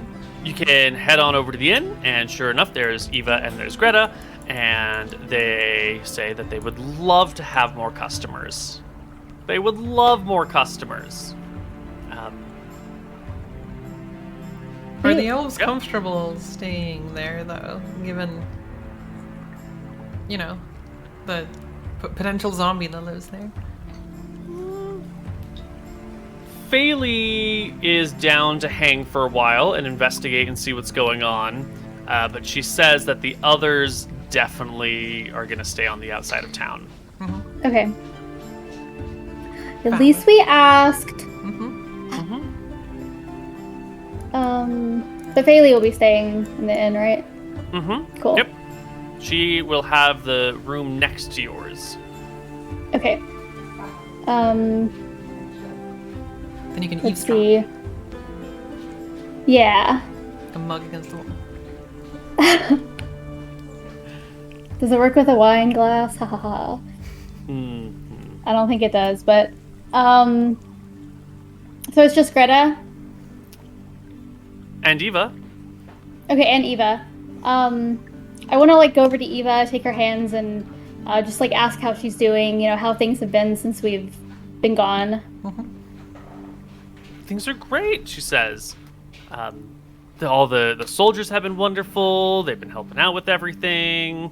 They've been helping actually clean up afterwards. They're well trained and polite people. We love having them. We actually have some business coming in. Things seem to be fairly good. Nice. Yeah. That's good. And your energy. Have you been able to make your way around town? Yes. I still get looks from people, and I can tell I am the object of attention, which makes me a little uncomfortable. So I prefer to stay in. That's a joke. In. Oh, because we're at the inn. That's it. In the inn. Yeah. I see. Well, at least that's good then. Perhaps the eyes will be off of you now since we have a strange new visitor for everyone to peer at instead.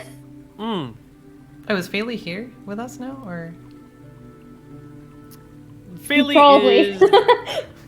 You could have contrived a situation where she's not here to listen to this, or she could be here to listen to your call. I was thinking we should just introduce Faylee if. Yeah. And when I say strange new visitor, strange new visitor, everyone else is dumb for Right. thinking that. Right. Faylee waves, and Eva waves back. Says, I don't think I've ever met a full-blooded elf before. Please, welcome to the inn. I hope you have an enjoyable stay. You're not, She looks to Tristel. Two of you aren't related, are you? Oh, no. Okay, I didn't think so. You didn't look Faylee's, anything alike. Faylee's from the woods, and my heritage is all wrapped up in the ocean, so That's totally what I different thought. elves. Yeah, of course. It's a pleasure to meet you. And Eva holds out her hand, and Faylee looks at it and takes it and shakes it politely and puts her hand back at her side. Hello. How are you? Eva says, I'm fine. And Faylee looks at her eyes and says, how are your numbers? Can you still do accounting? And Eva looks to the two of you like, who is the strange person asking me strange questions? But, of course, I can do my maths. They're still fine. Oh, sorry about the. Faylee might have some questions about how you're feeling, and Faylee might know a thing or two about, what's happened or how to move forward and how to make sure that you're healthy. Eva looks a little uncomfortable. Faylee says, well, you seem pleasant enough. Your speech is coherent. You can do math. Still? What about smells? Can you still smell things? And Eva nods. Faylee thinks to herself. Sight, sound, taste? can you taste things? And Faylee tilts her head side to side and says, I'm not really hungry, so I don't eat much.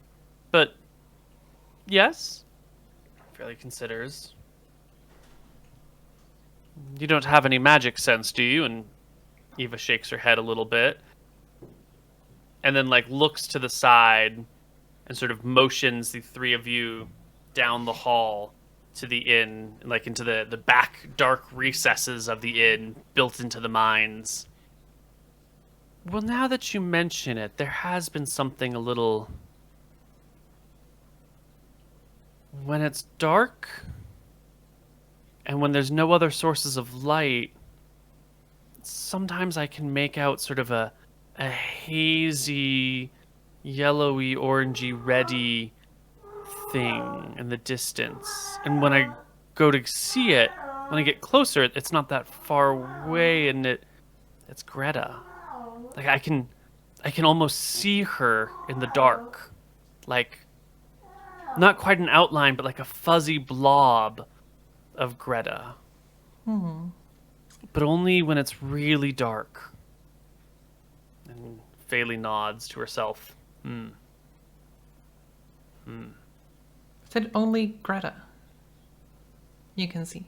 She shrugs. I don't see a lot of things. When it's dark, I'm usually just here by myself or out walking amongst the town, and there's no one else about.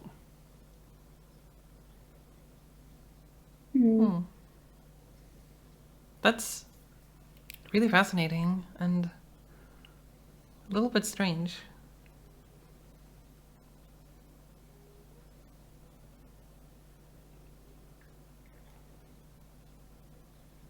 Okay.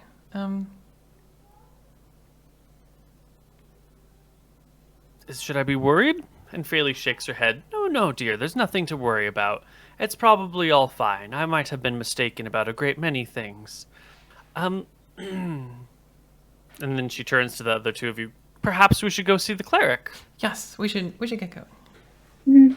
Yes. All right. And out of the inn you will go, and as you walk away, Faylee talks at you a little bit.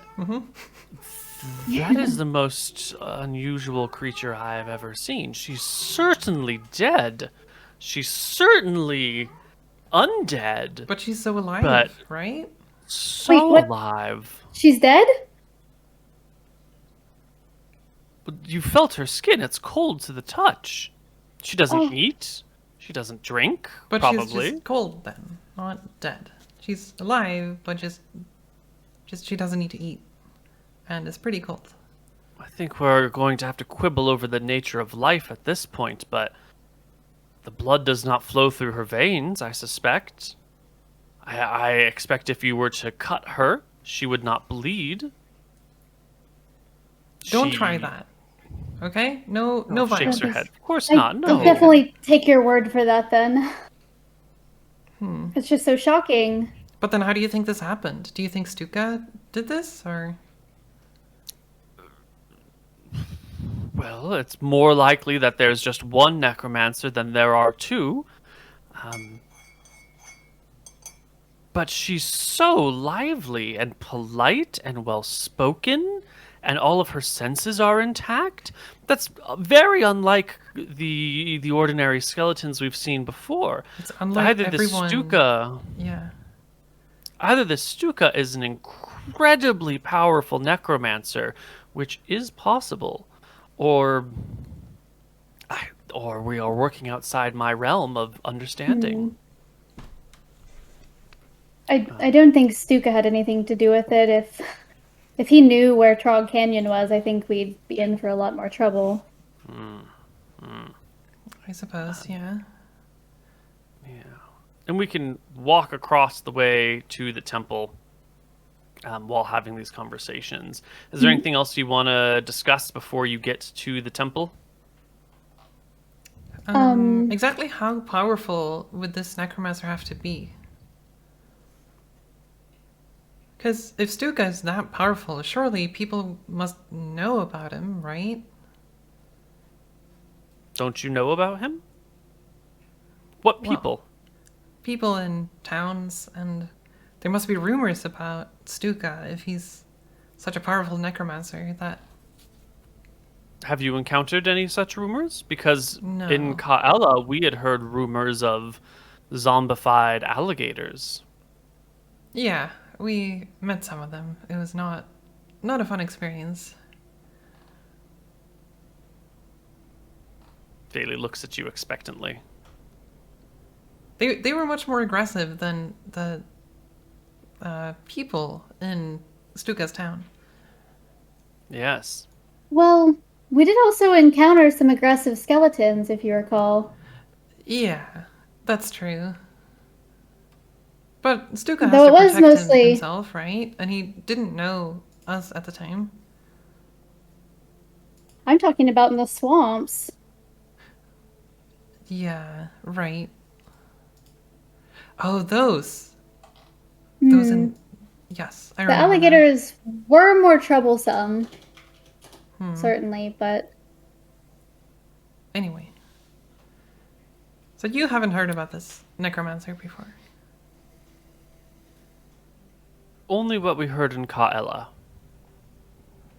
But not something of this scale. And none of You them would were need- friendly toward Stuka, or... None of who were friendly to Stuka? the people of Kaela? Did you hear any... Mm-mm. Were the rumors good or bad, or... Only of undead, and those are never good.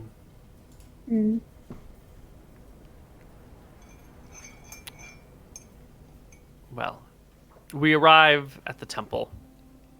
Inside, Mother Annabelle is sweeping up after a long day of working around here. She sees the elf and the two of you come in, and will step forward and take like a half curtsy in front of the elf and say, "Dear traveler, it is so unusual to see one of you in our town. Please welcome. All creatures of Martha are welcome here." And the elf will give a polite half curtsy as well and dip her head and say, "You must be the cleric of Martha we have heard about. Thank you for all that you do." And then he kind of looks to the two of you expectantly. We had some questions about, well, life and death, I suppose. How much do you know about necromancy? Necromancy is the forces of life and death, directly, says Mother Annabelle. I work with them.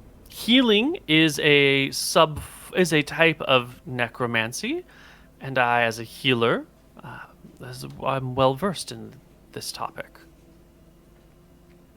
So if you were to reanimate someone who has already died, is that also healing? No. How is it different?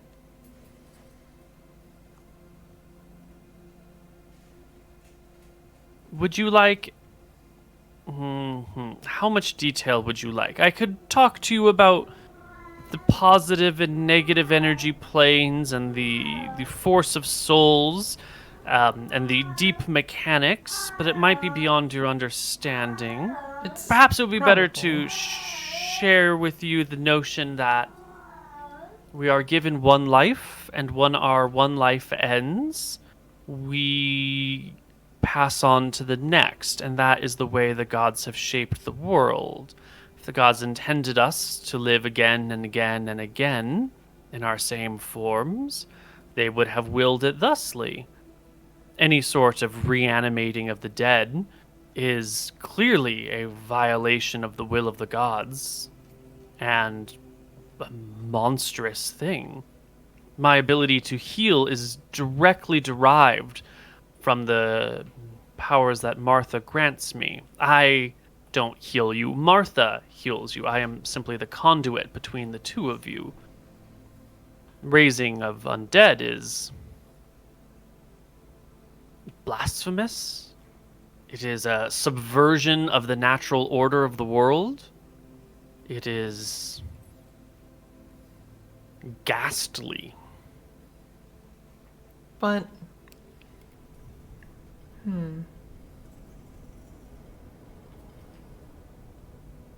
Why is it... Okay. Oh, sorry, I was muted. Is there any god that endorses such actions in the same way that Martha does yours? She shakes her head. No, no. Very rarely the gods will punish an extremely wicked person by forcing them to live out their afterlife in the the wreckage of their body upon death as a punishment for misdeeds or high crimes. But that is very rare indeed. And that is not a gift. It is a curse. So are the gods always right? Can we trust the gods, or? A cornerstone of theology. Because you say that reanimating is bad because the gods don't approve of it, but I don't know if it's... Or maybe the gods could be wrong too about something, right? Or maybe they can't. You know better than I do. Let us play with a easy thought experiment. A battle happens, and a man lays dying on the ground.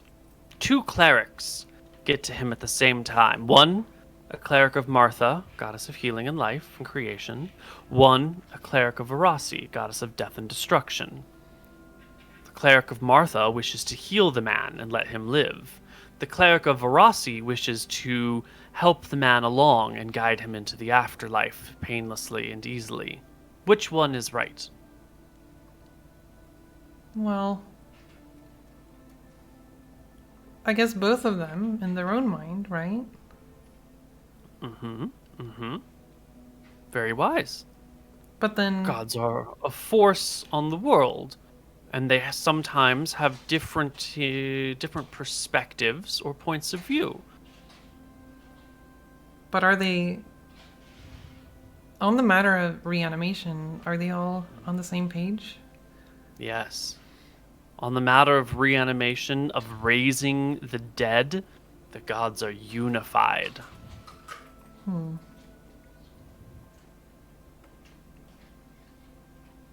Removing the matter of the gods, the souls themselves, the people that are being reanimated, is this experience pleasant for them? Is it painful? What Martha has led me to understand is that we live out our afterlife, revisiting moments of our life as our soul peruses its own past. If that soul is bound to this world, it cannot go through its natural thing. It must be here, against its will, pulled into an unnatural form. I believe it is... It's hard to know what a spirit would feel, but I believe it to be an extremely unpleasant experience. What's a good thought? What's a good way of explaining this?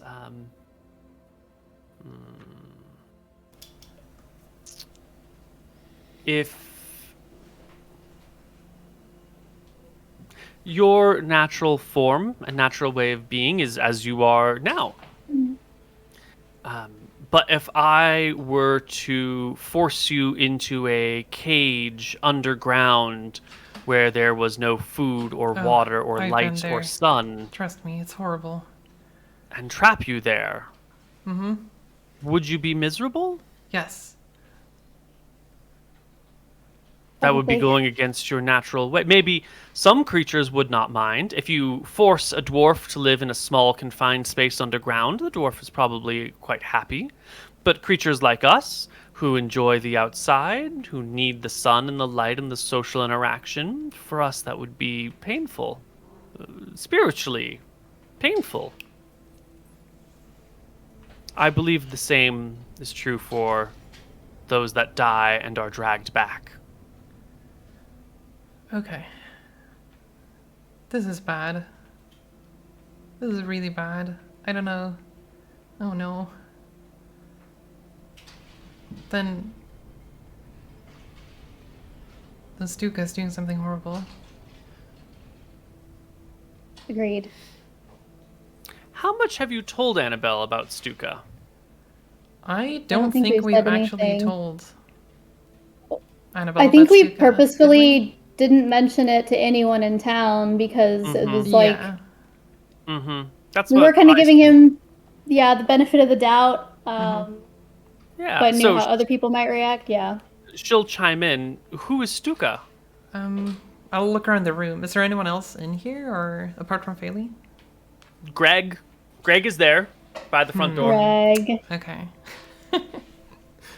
Greg can keep a secret. I think so. Yeah. Okay. Well, I feel like we made a horrible mistake, Giselle. Well, perhaps, well, it's not us making the mistake after all. He's the one raising bodies from the ground after all. exactly. It's not us. Excuse me? We met quite a long time ago. We met someone out in the fields out east who was heading to Northridge, and they turned out to be a necromancer. And as far as I understand it, necromancers are not good. And then I look toward Faye and Annabelle. Faye is just sort of nodding with her eyes closed. Annabelle's eyes have gone wide and she looks very concerned. So Stuka has set up a sort of tower in Northridge, and he seems to aim to rebuild Northridge, but in his own, ways. And there's a lot of undead there. Oh, yes. We haven't quite nailed down the exact number of people roaming about, but What is our maybe number? fair to say that I don't think we've put a number to it, but he may have raised the entire graveyard of Northridge. Excuse me? That's what Yeah, we're guessing. There are a lot of them. We don't know for sure if it's, all of them, but he seems to have gone to Northridge for that very specific reason to, well, as he put it, meet his family.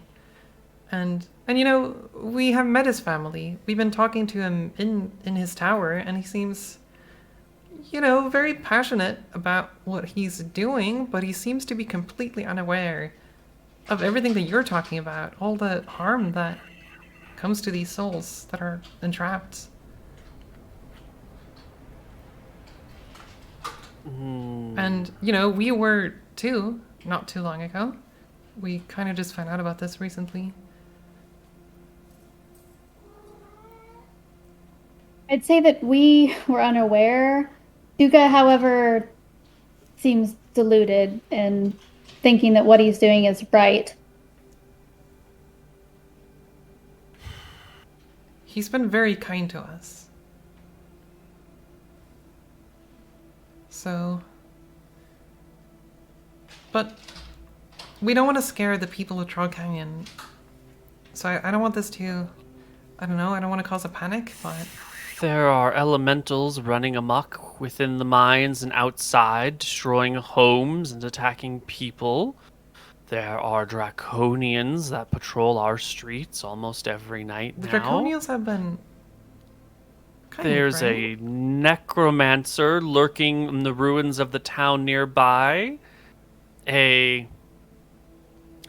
chimera has been seen overhead. Wizards that turn into fish have come here.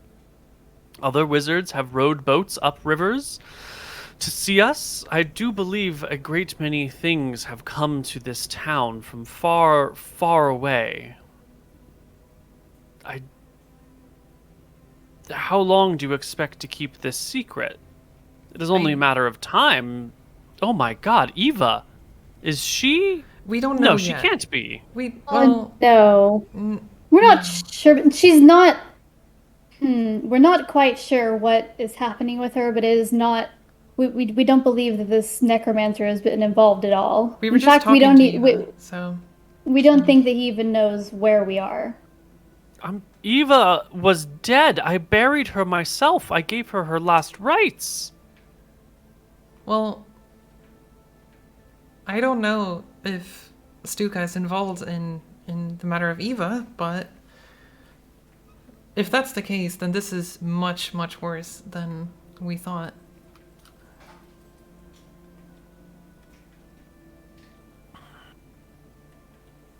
You know, he started out just being kind of a strange person. We didn't really know this would grow into, well, a whole town of skeletons. She thinks to herself. Tristel, you are a spellcaster. Do you know the spell Detect Evil?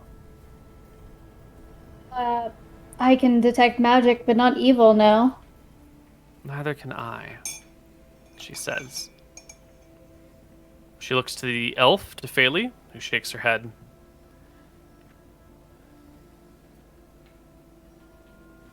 Perhaps it's something I could try to learn. Don't know how much time we have. I can also try to do it, but it would be risky. Can you detect evil? I mean, I can try, but usually bad things happen when I try things like that. I don't know how to do it reliably.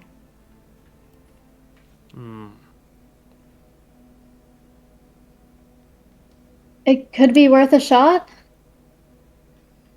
It's very Perhaps. dangerous. If- Barnaby would kill me if I even tried. Do it outside the town, then. In the plains. But if Eva is a conjuration of this Stuka fellow, then she is here living amongst us as a spy. You think so? Can Stuka... If she was raised by Stuka, then why else would she be here? And Phaley nods. Well, You haven't Phaley, seen any you said suspicious that- behavior, right? She hasn't done anything that could look like talking to Stuka or reporting No. information back to him or spying around the town. I thought she was more of a hermit at this point, just staying at home. Not exactly spying on the town, although I've been gone for a while, so... She did go for a walk at some point, but... Where? Out to the plains, to the east. Well, not all the way to Northridge.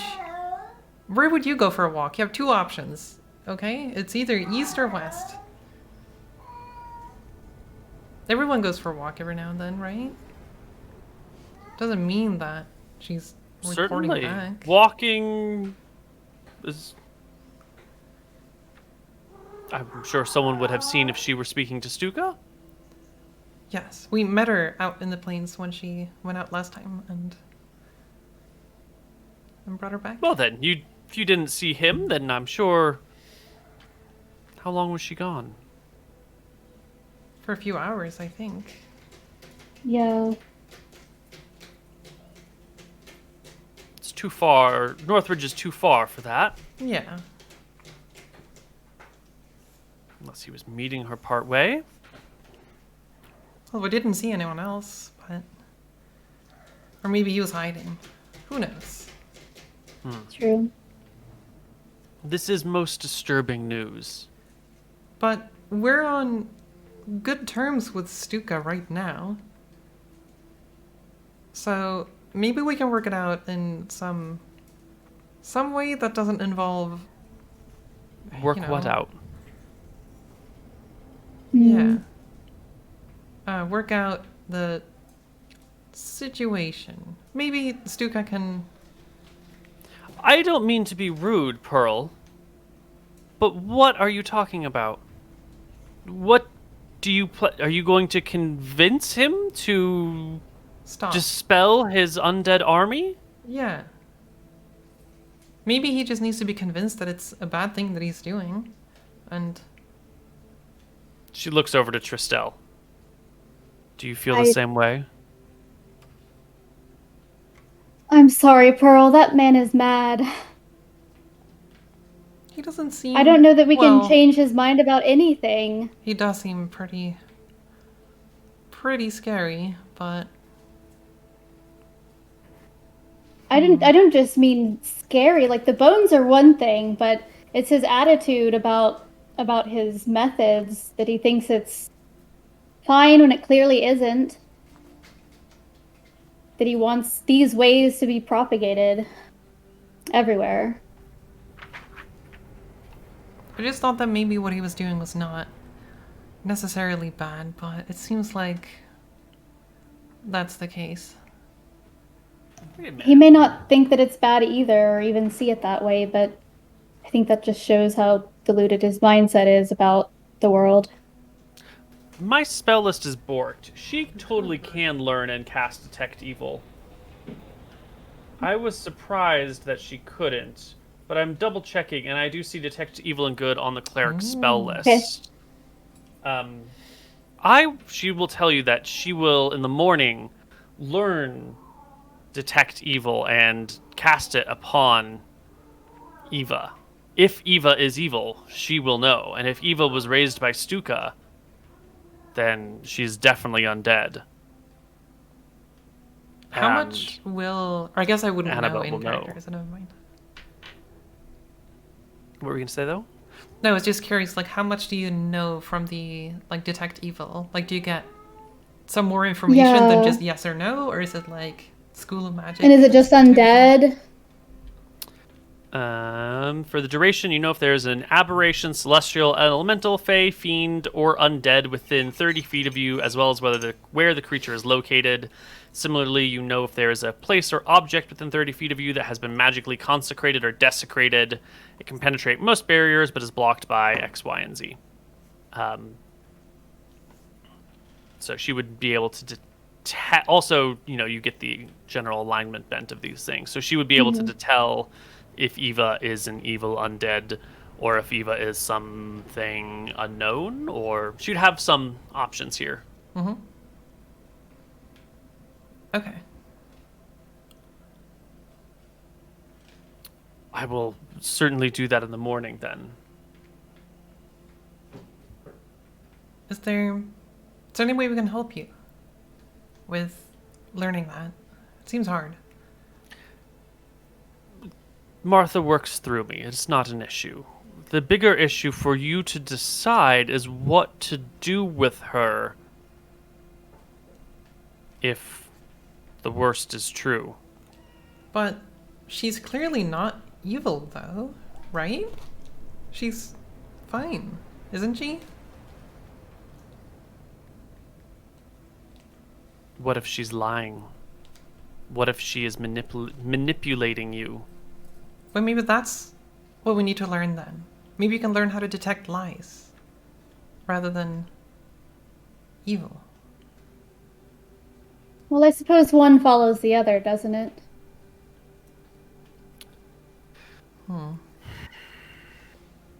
If she is a construct of an evil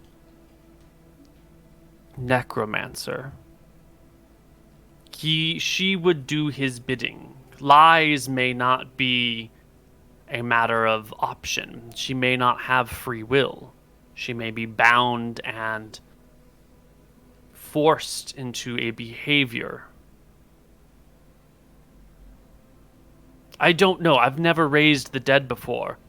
But I think detecting lies brings us into questionable territory. Okay. After all, it was a lie that she told us about why she was wandering at night. At first, it was just, get a walk in, and really, after some discussion, she said it was that she didn't feel comfortable walking in the day because the townspeople looked at her. A small lie, but one nonetheless.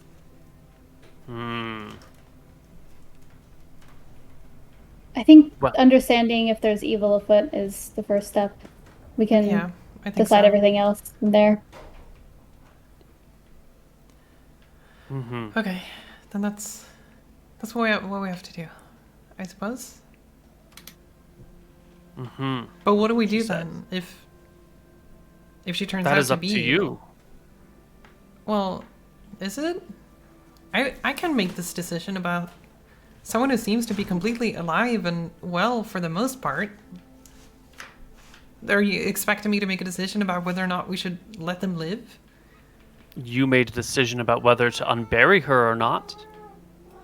Well, you made a decision to bring her into this town or not. You are responsible for bringing this creature to live among us. Are you now going to abdicate your responsibility of that decision? Well, we didn't do any kind of necromancy. That's not our responsibility. We're just trying to make the best of a bad situation. Either you are taking responsibility for your actions, young Pearl, or you are not. Okay. If you bring a creature that you dug out of the ground into this town, and it turns out to be a monster here to hurt us or harm us or spy on us for another, you are responsible. And you must decide what to do. Is it? But is it possible that an evil person can reanimate someone who is not evil? Or are they always under this control?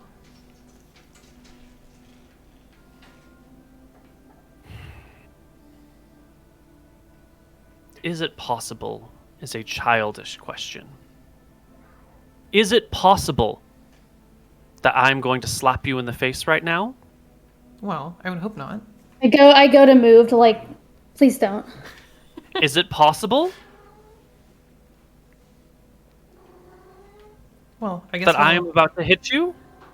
Well, yes. Is it possible? No, well, it's unlikely. Is it possible? You could, but you Is it wouldn't. possible? No, I don't know. If we talk about what is possible, then through magic, all things are possible in theory, mostly. But that's not a useful question. What is likely? As you pointed out yourself. Is it possible that I'm going to slap you? Absolutely. But I'm not going to. Is it possible that a powerful necromancer has set up shop outside of town and raised Eva from the dead and left her buried under the ground and left her as a fine, normal, healthy human and just left her under the ground? I suppose within the realm of all possibility, yes. Yes, that is theoretically within the confines of magic. But is it likely that a powerful necromancer raised someone from the dead in a healthy way and then let them be free but left them in their coffin? Is that likely? To what end would that serve? Maybe not everyone is a good person, Pearl. Okay.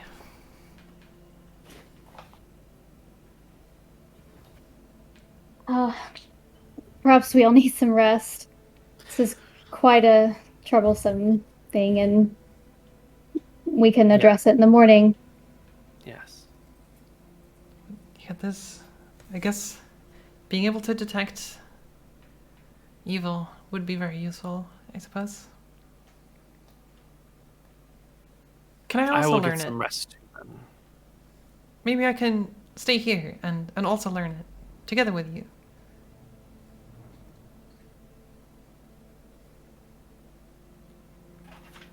Is it possible?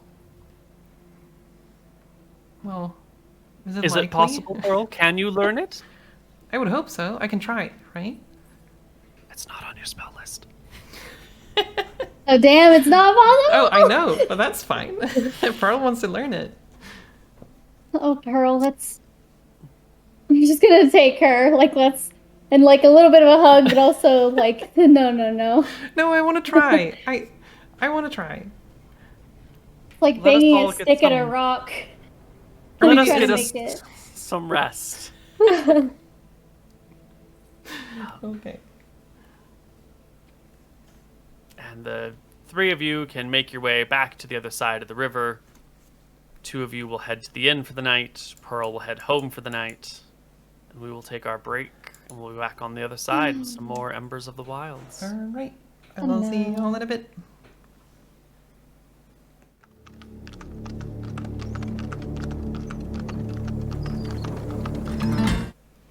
Hello, everybody, and welcome back to Embers of the Wilds, where everything is great and nothing's ever a problem and everyone's always nice. Yeah, Yay. Yeah.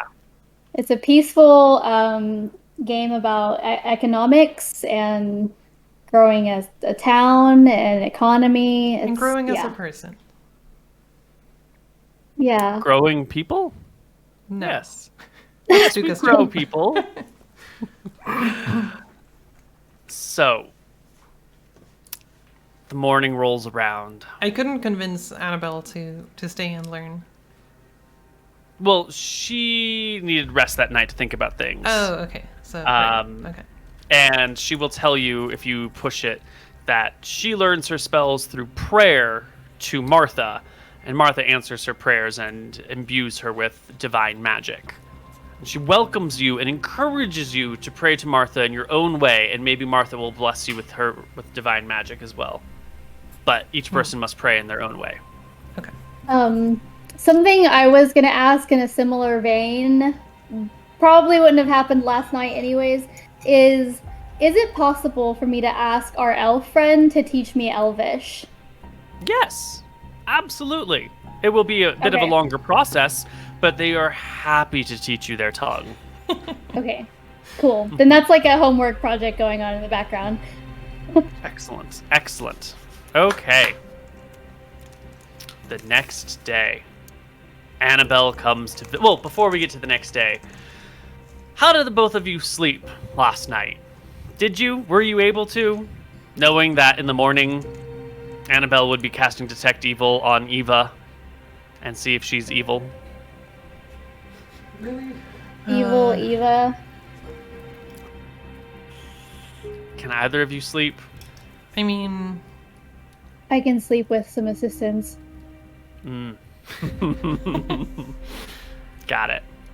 probably wouldn't get that much sleep. I think I would have stayed up very late that night, and probably talking to Mom about it all and the difficulties of making all of these decisions and struggling with dealing with all of this. What are the other cats' names? It's Sid Sid. and Sid and Obsidian?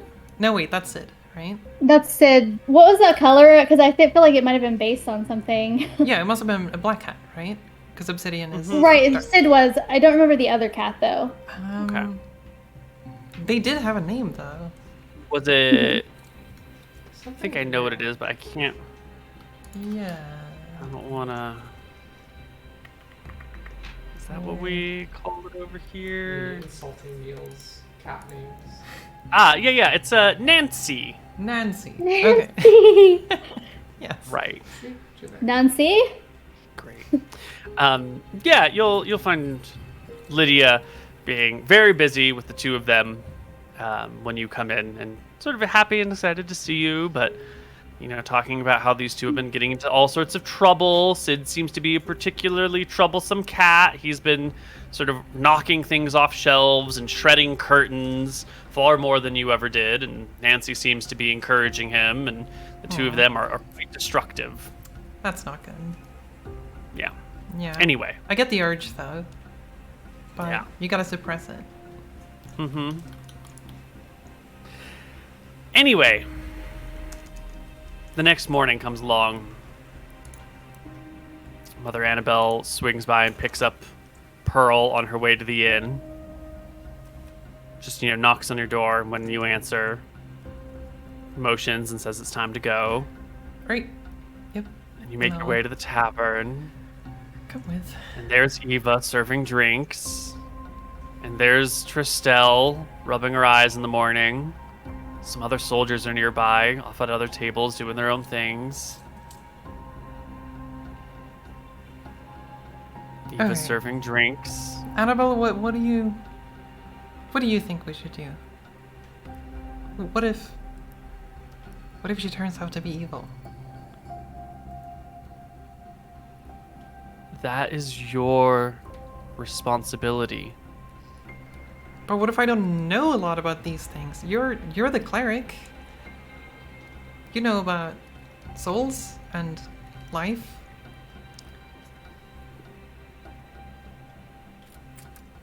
I am responsible for the spiritual education and nourishment of our people. You and your friends are responsible for the safety of the town, the well-being. Perhaps we should just let Kyra deal with this problem. Perhaps this is too much for the two of you to handle. Well, we should definitely talk to Kyra about it. But at the very I least, for one let's- just want to know. I want to know if she's evil or not. I for God's sake, I live here. Mm-hmm. And Oh. what would you want to do with an evil creature if you found it living in your home? Oh, there has to be a way well, to. it's rather complicated because it's her. But to be honest, if she's being controlled by something that's not her own, I care for her. I cared for her so much. I couldn't stand this way of being for her. But maybe we can stop whoever's controlling them, rather than, doing something horrible to Eva. Or maybe we can remove that control somehow. Dispel the magic. Wouldn't she be dead anyways? Would she? Looks at Annabelle. She died. She's already dead. Okay. I guess let's get this over with. We have to know. Annabelle walks up to Eva after she's done setting some glasses down and asks her to come over here with you to this side of the inn, way out here on the corner, far away from everyone else. Faylee hangs out in the back watching from a distance, but understanding that this sort of isn't her business. She's an onlooker from the outside for this situation. Where is an old woman token? I should have one. Anyway. They will put... What's her name over here? Eva? Eva, thank you. Lots of old men, very few old women. So this will have to do for Eva.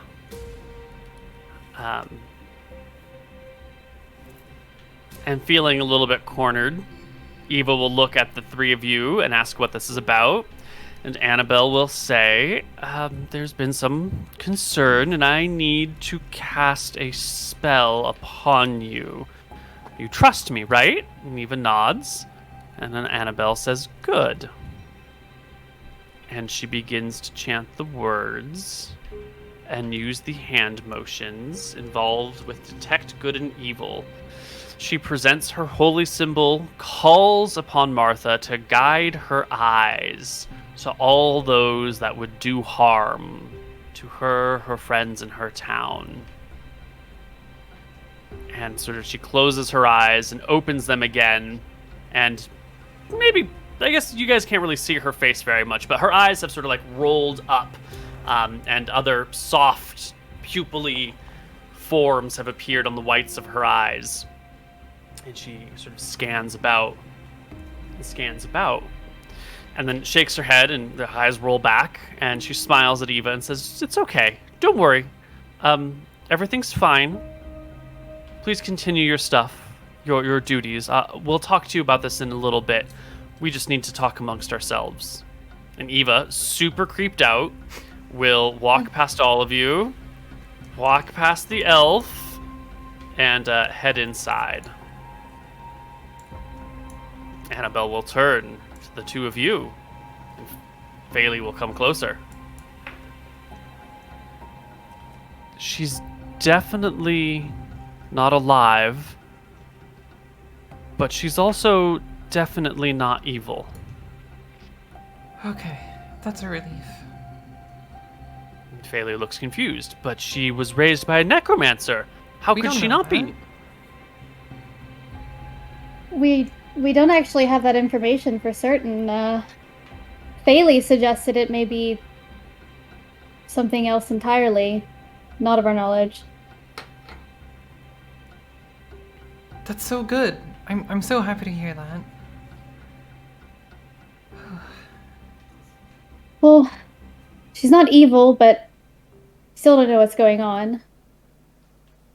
But she's not evil. Yeah. Shouldn't we get to the bottom of this? Says Bailey.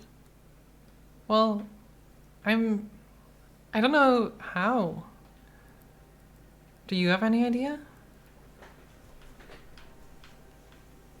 Do you want to go Everyone looks at yourself. to the grave site, or?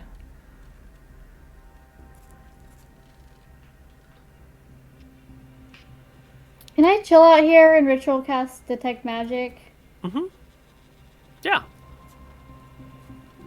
You can Okay. ritual cast detect magic. You will notice that the elf is wearing a magic cloak and magic boots and has a magic ring. Okay. I don't actually remember if I've done this before, but I wanted to go kind of just like peek in at Eva doing her thing and see if I notice anything. Yeah. Eva's definitely magical. There's definitely magic around her. You get the school, don't you? Yes. It's definitely necromancy magic. Yep. Oh. Okay. Report back with this. Okay, so bad news. What bad news? Well, she's not evil, but there is necromancy magic at play here. So, like, Annabelle.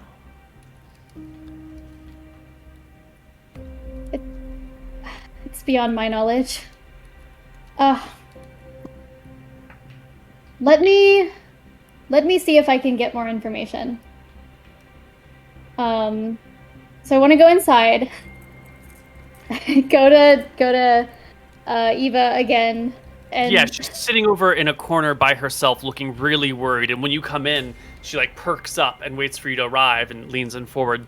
What's going on? Is everything okay? Okay, so I want to sit across from her and put her hand in mine. Okay, so there is something strange going on. I think you know that just as well as we do.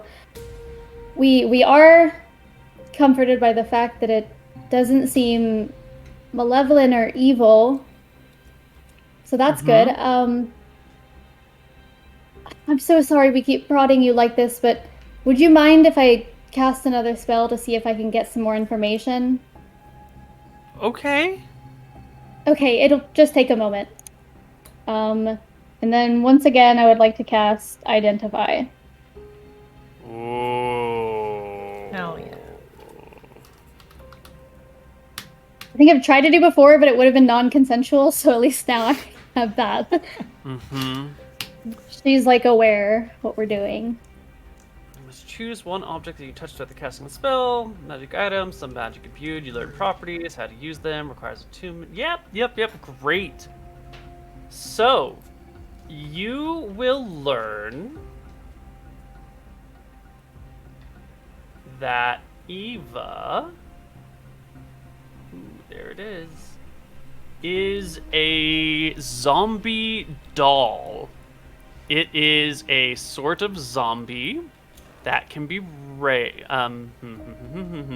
Through this raising technique, the necromancer closely binds the soul of a deceased to its former vessel so that it can once again establish control, only this time as a servant. Under ideal circumstances, raised immediately upon death, the zombie retains all its memories, personalities, and skills. Damage to its brain will reduce these qualities. Damage and decay to the body and brain may render it obviously dead or undead. A creature unpreserved and buried for months may have the qualities and appearance of a simple zombie. I'm going to also copy paste this into the group chat for you. But I'm also going to read it out for everyone once. There are limitations to this form. It retains all its normal strengths and weaknesses of zombies. It doesn't need food or water. Its digestive system doesn't work. Its body is cold. It doesn't sweat. It can't run. It has maximum. Its intelligence is capped at a certain point. If you were super smart and you were raised as a doll, your intelligence would be lower. Blah blah blah blah blah. Let's see. Well, almost all of this. Not all of this applies. Delete a line here. That doesn't apply to this campaign. In order to allow the zombie to retain its former self, the original soul must be mostly replaced, which does not leave room for the necromancer to sky through the zombie or possess it in any way. None of the abilities that you would normally use with your puppets can work. So in essence, she is a raised undead under the control of a necromancer that acts and behaves in the way that it's normally would have in life. Except for the fact, for some reason, that she's not radiating evil like any normal raised zombie would.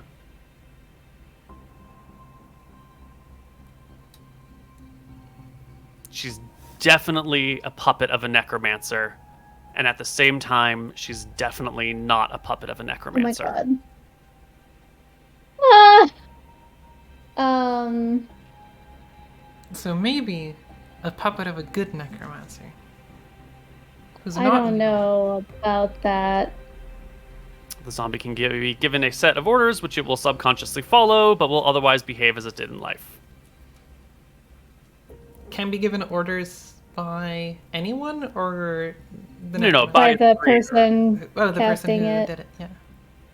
Yeah, it is not a free-willed undead. It is a bound and chained to its master undead. And yet, somehow, this one is not evil, which goes against all principles of summoning dead.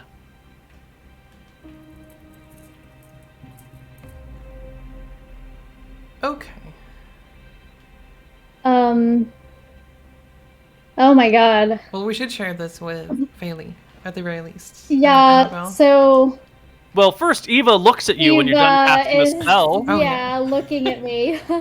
I don't know that I would be... I feel like this is personal. Like, this is somebody that I know and love, and I don't know that I would probably be able to hold this information off of my face. Like, oh my god element. So definitely shocked. Oh, Eva. Oh.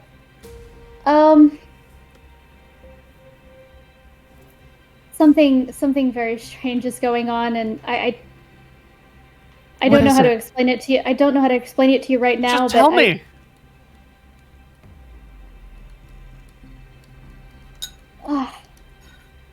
Come with me. She will walk Go with you. outside. Everyone's waiting. Okay, so done some investigating. There is magic afoot here. There is necromancy magic afoot here, and I'm afraid that somebody seems to have raised our dear Eva with the intent of making her a zombie. What do you mean someone raised me? A necromancer. They might be a good necromancer. We don't know that yet. So Faylee scowls. Does that What is that? Am I not? Am I a zombie? Am I a zombie? Yeah, I believe so. Does someone control me? I don't think they control you. Do they? Was it the man I met in the plains? You met a man in the plains? What? You Yeah. haven't told us about this. No, I ran into you later that night. Eva, Okay, you what must did tell us everything about this man. I felt I needed to go for a walk, and there was a pleasant gentleman I ran into, and we had a nice chat, and then I came home, and I saw you. What did you talk about? Just our evenings. I What- talked about Greta and the inn, and you know how it was weird adjusting to life after crawling out of the grave, and How did you know this person? Yes. ran across him by chance in the plains. What? Why is everyone looking at me? What did I say? Well, we might know who this person is. Is he important? Do you know their name? No. I guess I can describe what he looks like and see if... She nods along. Yeah, that's him. Okay, so you met Stuka, the necromancer. If you say so. Okay. So he made me? Remade? No. This man plays with the forces of life as if it's his own toy. You've lived an amazing, fulfilling life and ended just the way anyone would hope to, and he took that away from you.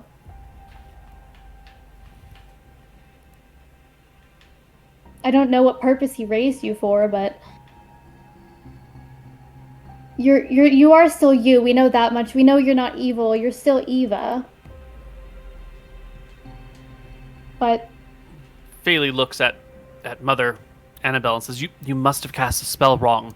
If she is a puppet, she must be evil.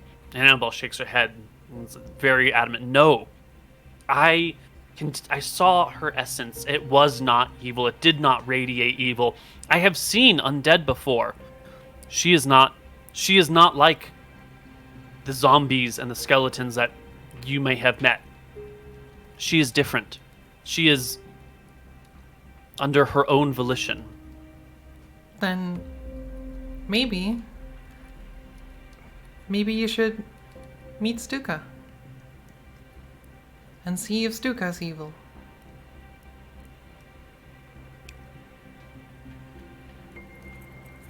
People are rarely evil unless they're extremely powerful. Monsters, magically summoned things, can have an innate good or evil sense to them.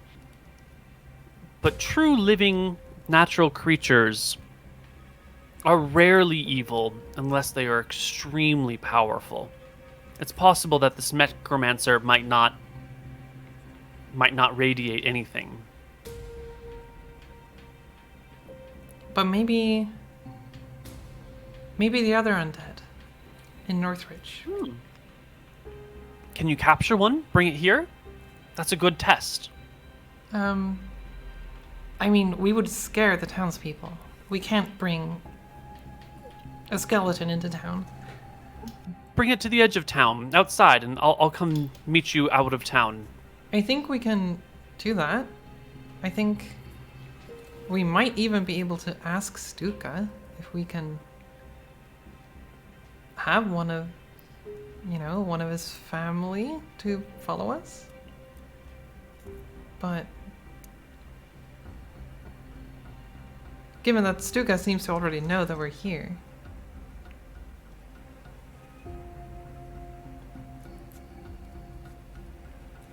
that's definitely very troublesome information.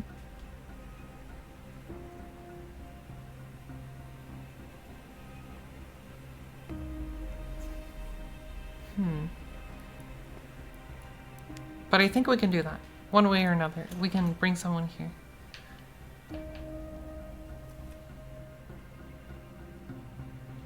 Eva looks around. What does that mean for me?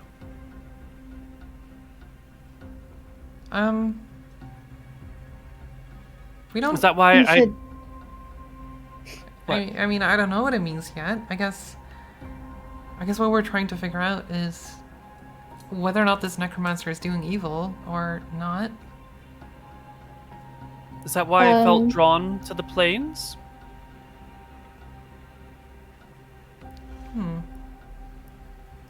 Describe this. How... What do you mean felt drawn? I just felt like I had to go. Like I needed to go for a walk out into the plains. Do you think this might be the necromancer doing this? It could be. Maybe she doesn't know exactly where she's going, but maybe he's calling these zombies to join Northridge with him.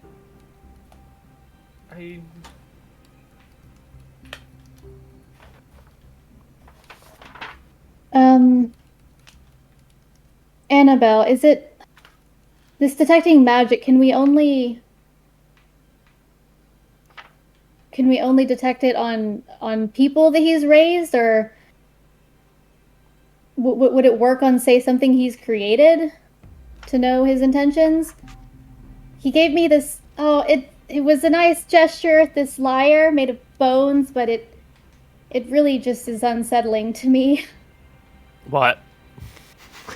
So I'll put it out on front of us, like on the table, and like gently unfabric it.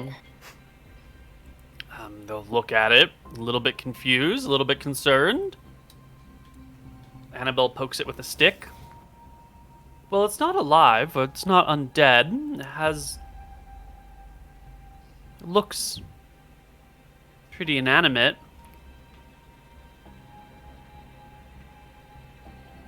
I'm pretty sure I it is magical, though.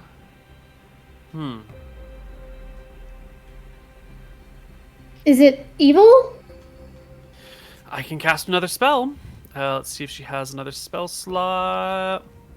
That's not Annabelle. Here we go. She does. So she will cast Detect Evil one more time. And her eyes will roll back. These other eyes will appear on the whites of her eyes, and she will look about. And then they will fade away. She will shake her head and say, no. This is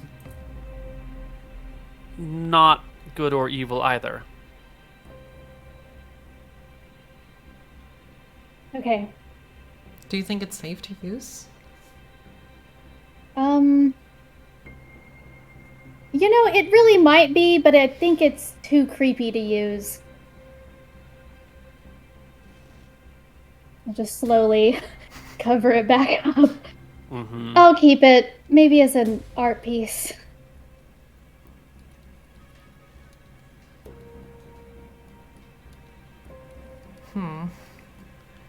I'm so sorry to deliver all of this to you, Eva.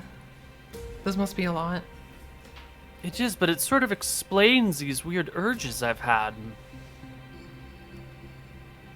It does. The need to go walk in the plains and then the need to lie about it. I don't know why I felt compelled to hide the truth from you. That I just felt compelled to walk out there, but when you questioned me about it, I felt like I had to say something else. I had to tell you anything but the truth. Oh dear. But why don't I feel compelled right now? Why can I tell you the truth right now? It is a good question. It's very likely that he may have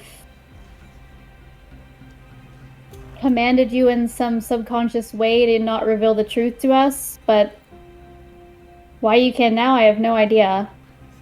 Can I look east? Just see if I see Stuka on the horizon anywhere? Give me a perception check.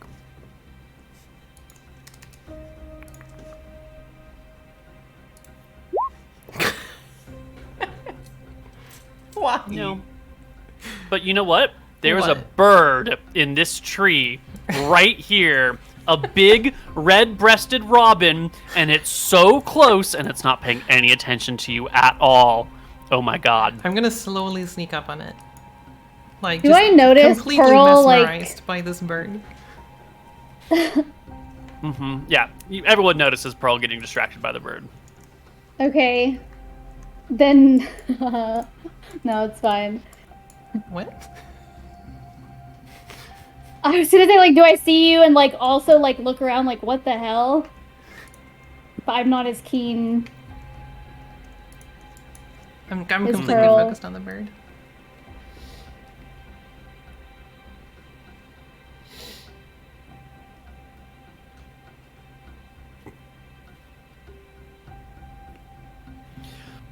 Eva, Yes?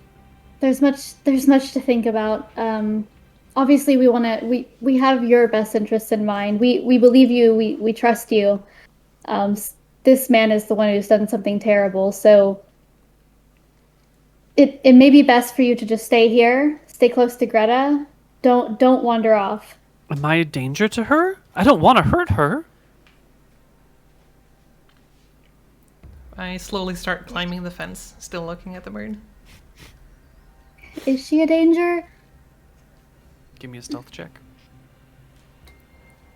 Pearl, give me a stealth check, please. Oh, stealth check. Annabelle looks to you when you ask, is she a danger, and gives a half shrug. Bird doesn't even see that you're coming. I have another Annabelle, way that we could try this. I have a protection from evil spell. If I cast this upon a willing creature, no evil may touch them.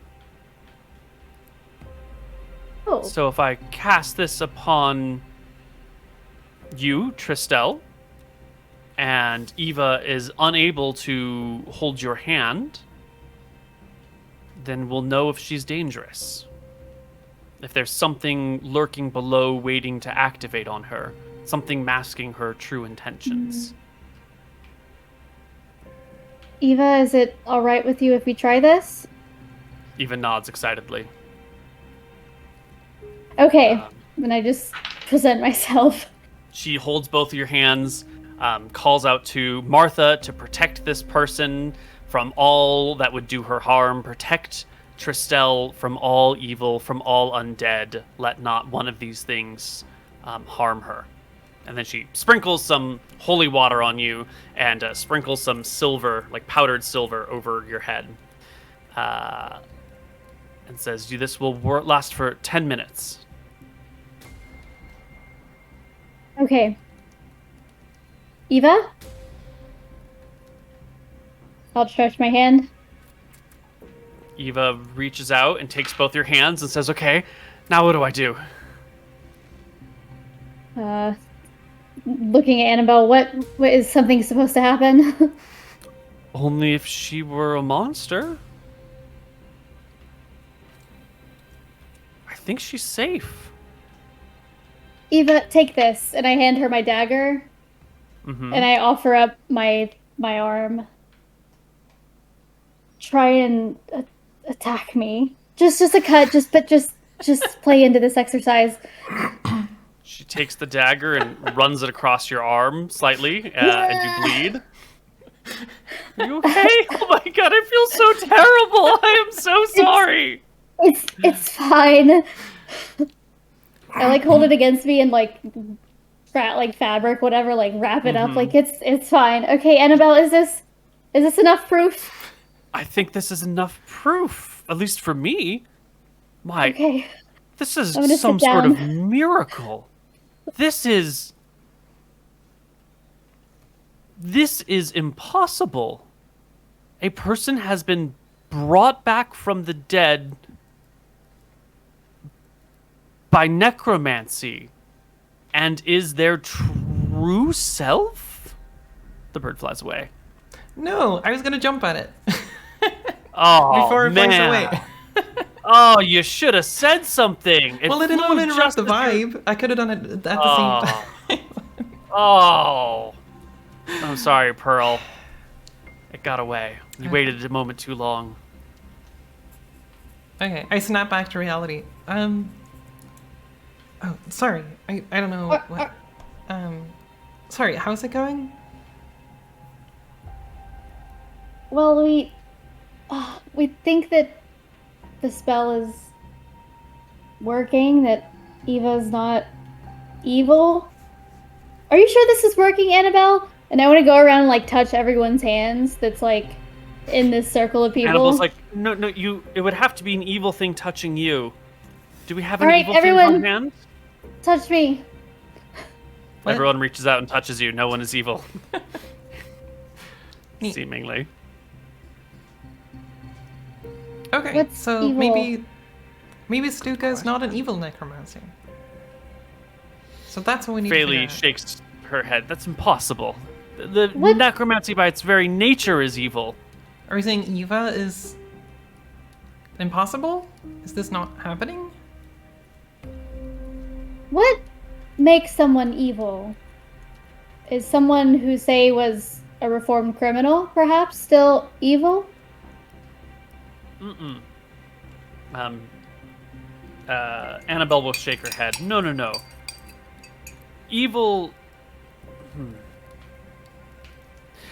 There are things that are evil by nature, where their very soul is corrupted and darkened and made wrong. Those things are clearly evil.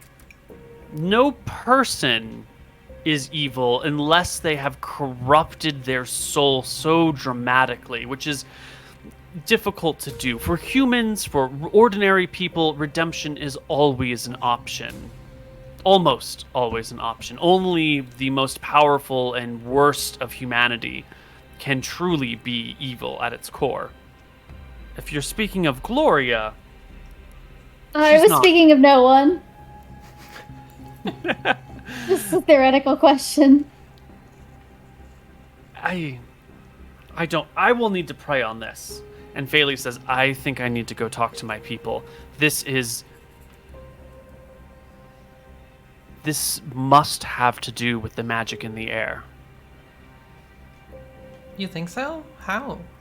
If she was raised by this necromancer but is now free of his control, this magic that grows stronger around us must be involved. I don't know what the answer is, but I must go to my people, and we must return home to discuss this, to find answers. Whatever this magic is around us, it is far more influential and dangerous than we may have realized. Did you not want to talk to the elemental before you go? Perhaps there is still some information to be gleaned from the inspection of that cave, after all. Sure. That sounds like a good idea. Okay. I look over to the tree again. Is there a bird there now, or? Yeah, is the it bird's still flown gone? back. Nope, it flew away for a little while and it came back and it's pecking at an apple on the tree. Okay, just keeping an eye on it. Earl! What? I'm gonna tear up a little bit of ration and like hand it to her, like... Are you hungry? What's going Yeah, on? sorry, I skipped breakfast. Yes, thank you. Oh, well, here, take the rest of it then. Thanks.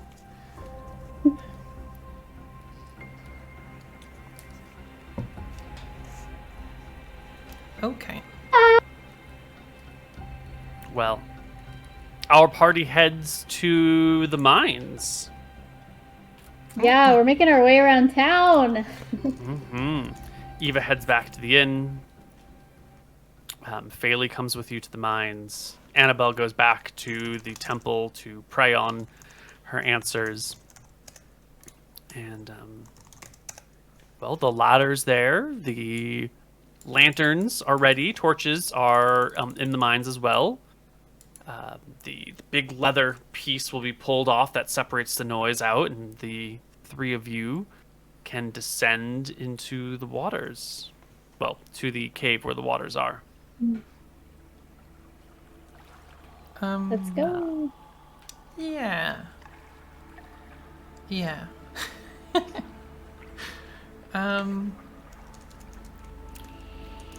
Okay.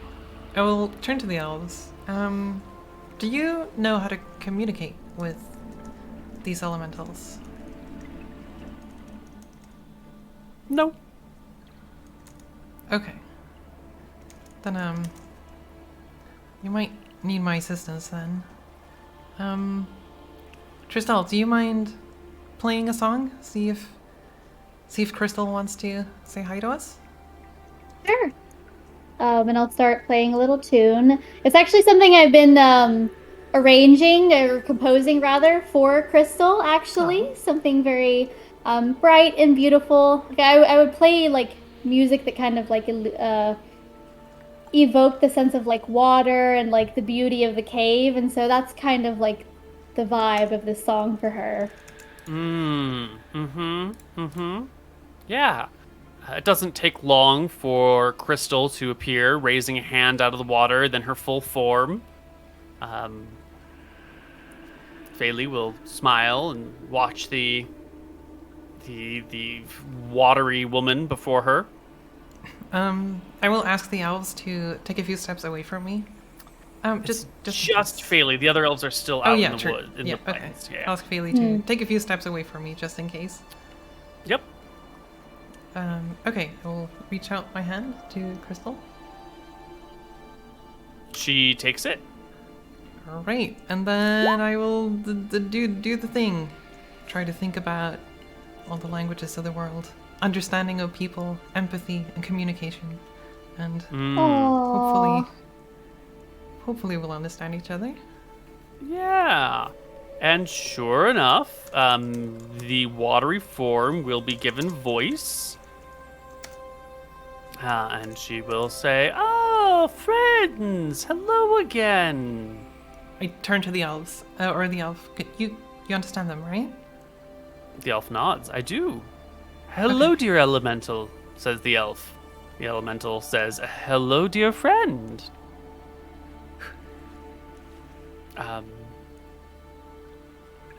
Oh, Crystal, Kinda looks this at is Faylee, a friend of ours. Hello. Hello. Hello. Hello. She might be interested in, the caves back there. We saw some pretty strange things by the waterfall. So I was thinking maybe, Faylee, if you're okay going for a bit of a swim. Faylee will take off her outer wet layer of clothes. You'll notice that she's wearing like chainmail underneath her shirt.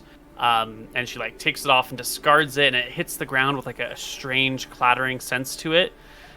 She'll take off her cloak and her boots and carefully fold them up, carefully folding the cloak and leaving the boots on top of them, and then the chainmail on top of that, leaving the ring on that you saw that's definitely magical. And with just her small clothes on, she will wade into the water and speak with the elemental in sort of quiet tones, and then the elemental will sort of lead her towards the back of the cave, and Faylee will take a good deep gulp of breath, and soon they are both gone under the water. Oh. And for a moment, you're left here, Tristel, with those magic boots and that magic cloak on the shore. That's true. Might as well do a little Detecta La Magica and take a closer look-see. Wait, detect magic, you would already know. It would be... Or I'm looking for like school, if it's of interest, because that burns up a hefty spell slot, and I only have one left for identify, so if there's two objects, I want to choose the most interesting one. Detect magic is 10 minutes, though, if you don't want to waste the spell slot. Right? Or yeah, that's why I was going to do ritual casting detect magic. Earlier, I cast it not detect, because Stuco is there. Or sorry, I cast it not ritual cast, and then I've cast it identify twice since then. So I only have one more. Oh, I guess I have higher level spell slots I could use. Is that right? Can I use a higher level Yeah. spell slot? Okay. Yes. Okay, well then sure, why not? Then I'll just detect the magic. See what's going on. Yeah. 'Cause I have plenty of higher level spell slots. Cloak has the School of Alteration on it, and the boots have the School of Illusion on it. Ooh.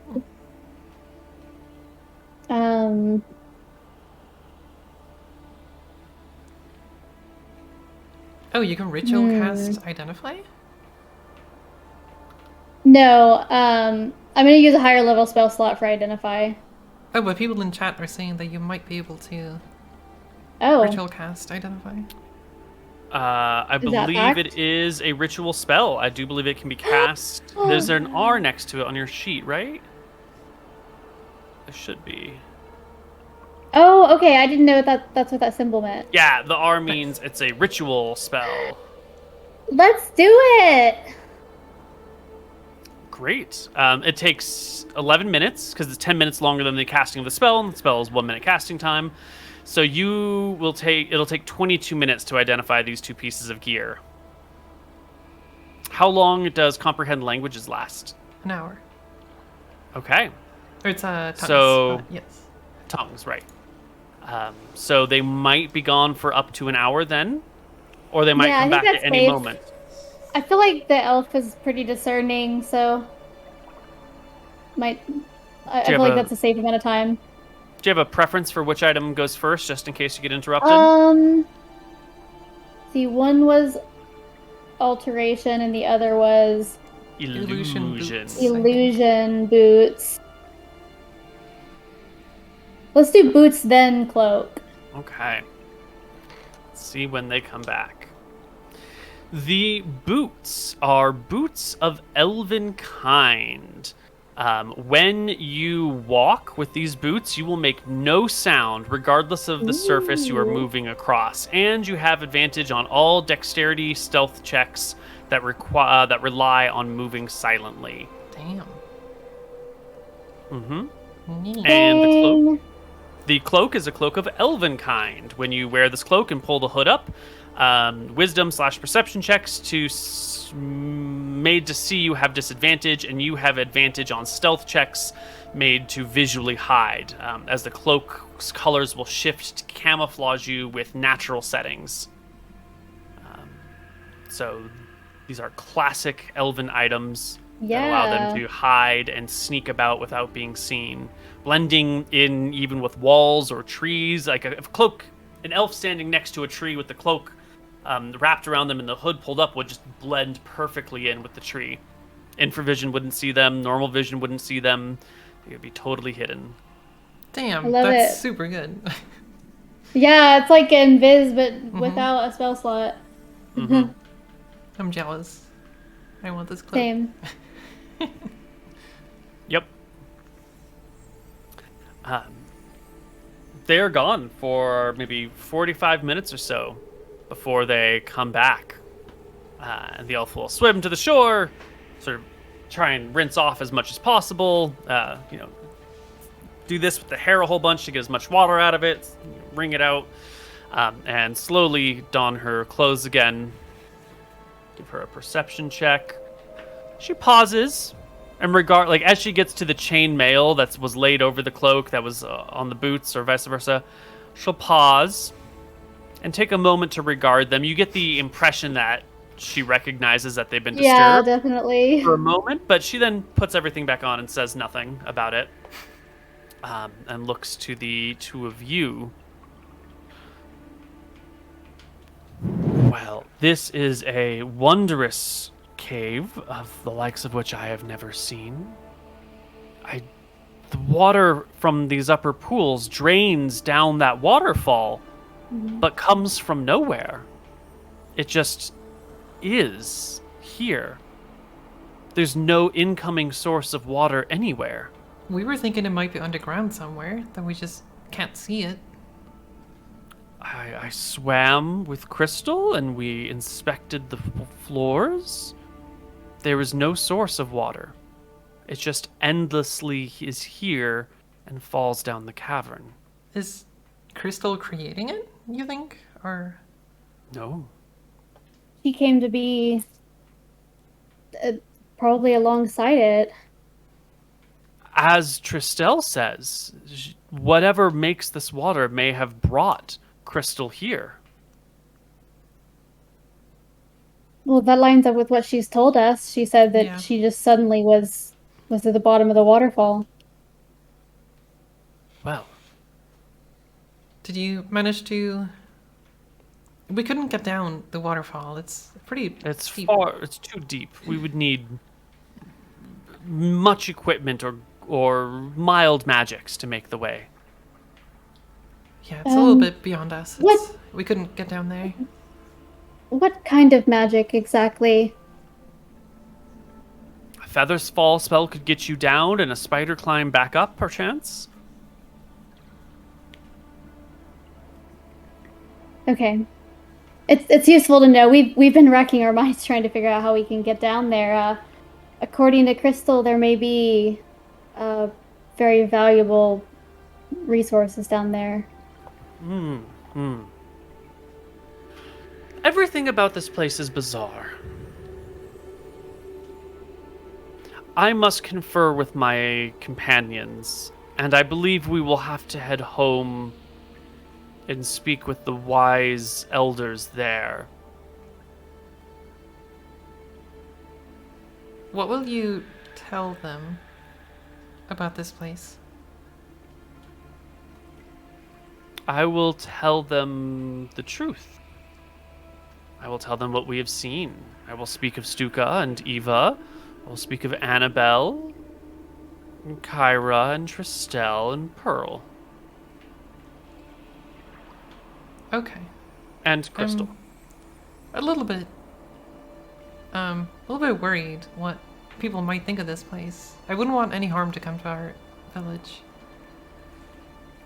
My people mean you no harm. Are you sure? There seemed to be some animosity with humans, and we are mostly humans in this town.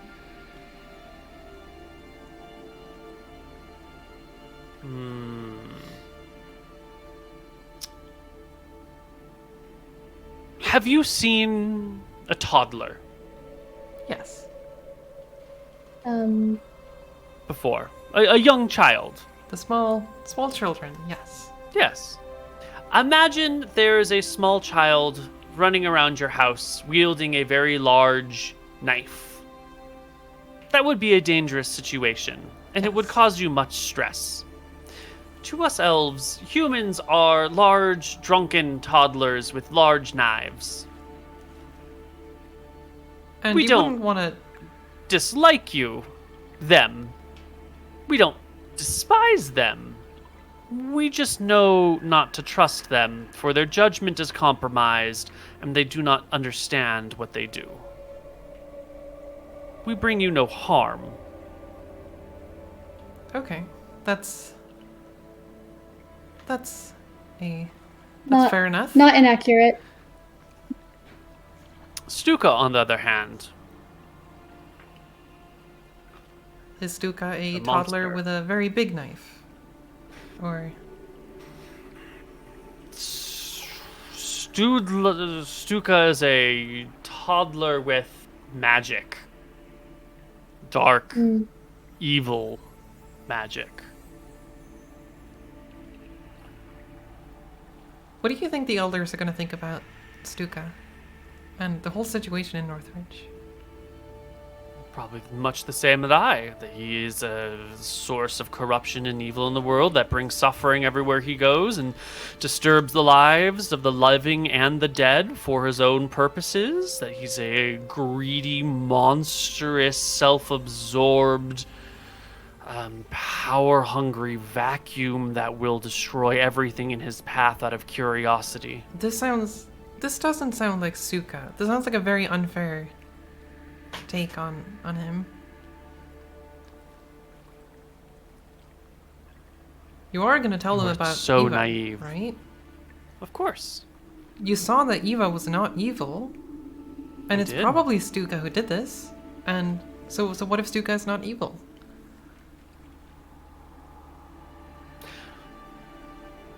Perhaps you can capture one of his creations and see if that is evil. The liar was not. Eva was not. What about his family members? Are they evil? Maybe there is something truly unique about this necromancer. Maybe he is somehow other than everything we have ever heard and known for thousands of years. Well, Maybe he truly is the one good necromancer. it wouldn't be the first strange thing to happen in this region, so we shouldn't rule it out, and we should figure out and investigate this before we take any reckless action. I agree. I think it definitely deserves investigation from every angle possible. Mm-hmm. After all, if he is very dangerous, that would benefit us in that case as well. To be prepared. I must go and consult with my people. They know more about the matters of magic than I do. I am but a humble ranger here to collect information. They will know what must be done. And with that, we can leave. The elf will leave town and meet up with their friends outside of town.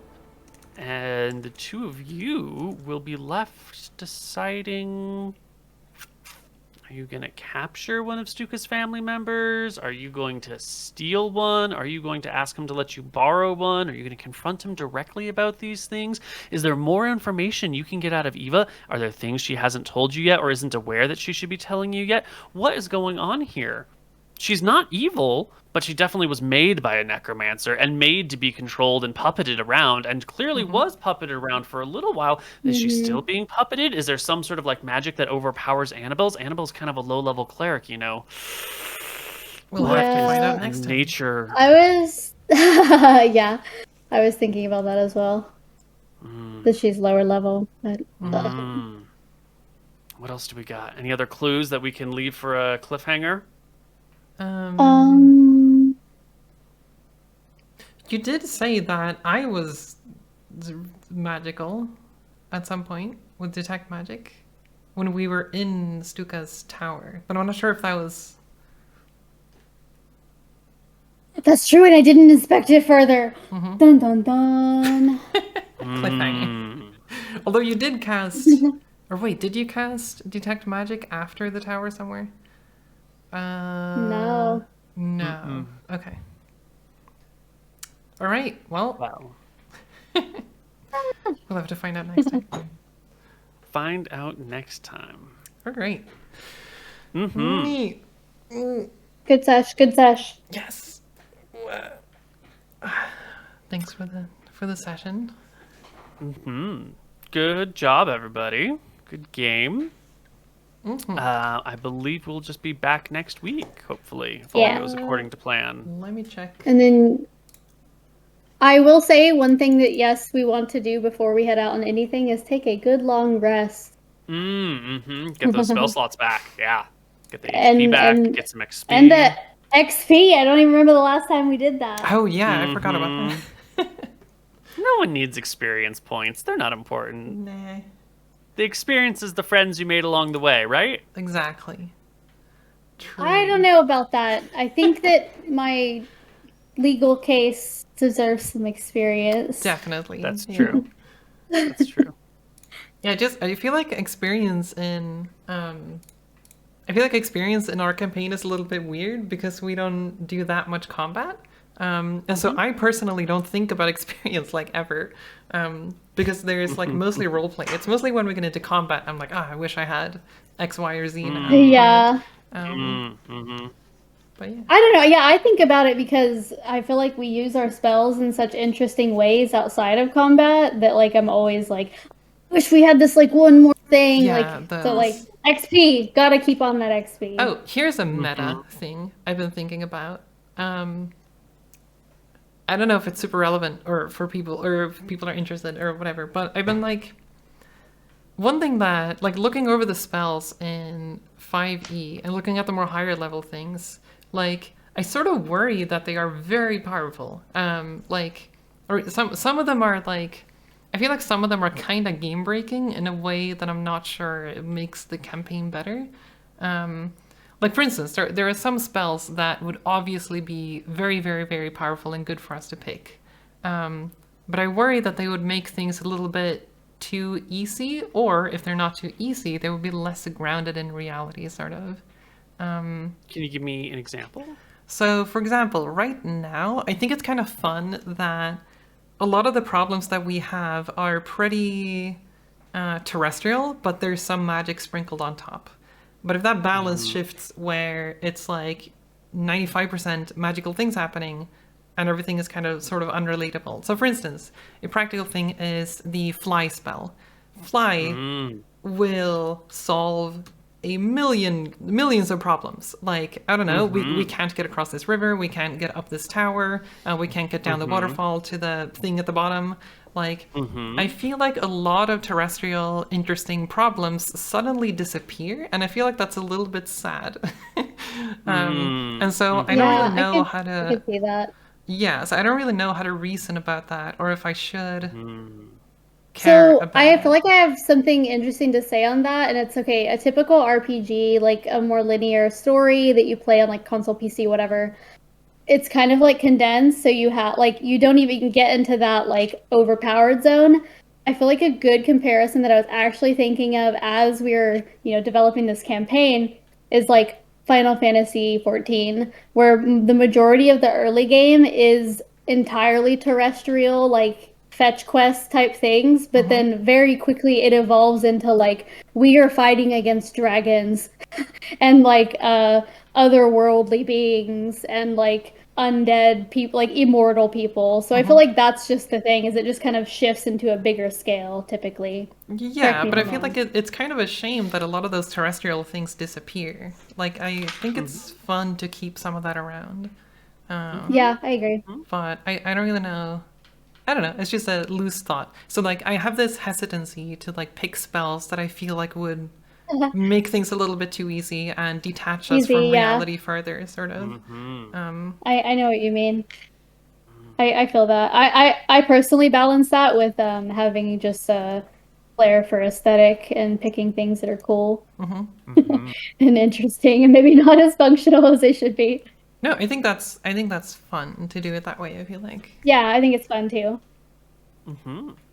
Because there are spells that you can find that might be really OP for one situation or another, and you can lean into the power game, or you can lean into the RP and be like, well, I'm a wild mage, so I'm going to randomize the spells that I learn upon leveling up, or I learned about this spell and this is tangentially related, so I'm going to learn, like, the justifications you use for picking your spells can be one of these story aspects as well, and can be a function of a part of the game, not just a function of the game. Yeah, I feel like that was sort of the way that I reasoned going from comprehend languages to tongues, because then it's kind of an upgrade, just an upgraded version of that, basically.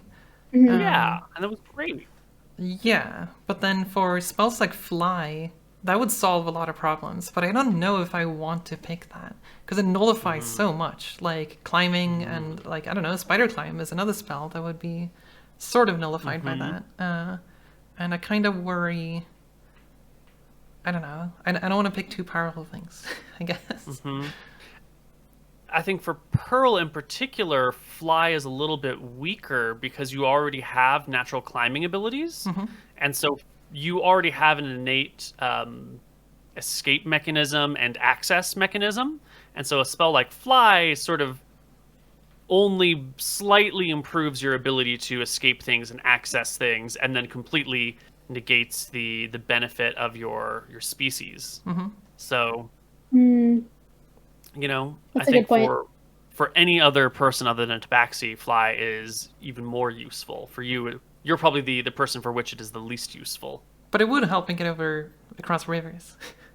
Sure, yeah, cross the river every now and then.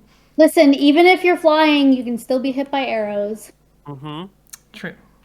And if you take fly, that means you can't take haste or counterspell or clairvoyance. There are plenty of great things that you end up giving up. That's true. Can't take fireball. Oh, Or actually, fighting I birds. did take Do you fireball. really want to fight birds? Are cats afraid of heights? Do cats like to fly? Would you even be able to fly? Or would it be too weird? I mean, if someone were to cast it on me, then it would happen, right? But I don't think cats are too afraid of heights. They can't really be. I think it would be comical. Cat leaping out of a tree and then like soaring after a bird? Okay, and also like a roll kind of thing, like Pearl bless, God bless. But like sometimes the like graceful feline agility roll, like the roll will be low, and you like, I feel like once you jump down aiming for a tree and just like hit the ground or like hit a branch and then fell down. It's good stuff. Yeah. Anyway, I will. Yes, I think I'm probably gonna pick things that either make most sense in character or are more like RP oriented. I think for the most part, because I feel like Fly is a little bit too strong in my mind. At the very least, at this early stage, maybe like much later, but because I feel like it doesn't really match Pearl as a character. Like, I don't know, she's struggling with controlling her magic, and it usually has these like sometimes destructive outbursts. So I feel like it makes more sense for her to like her fireball and like other damaging spells is her trying to focus that destructive power. But Fly is just kind of completely tangential to everything, sort of. Comprehend languages sort of works because she is often someone who wants to understand people. And so, yeah, so I'm sort of like trying to think about things that work for the character. But oh, and the custom spells we have, I guess. Yeah, true. Anyway, sorry for holding you for longer than we intended. Sorry. Right. Well, we'll be back next week, hopefully. Yeah. Oh yeah, I was gonna check next week. Yes, next week is fine. Great. Yep. Okay. Yay. All right. Thank you all so much for joining. It's kind of late. I don't think I'm gonna stay for the post-stream chat because it's very late. But thank you all so much for joining, and I'll see you all next time. Bye. Bye.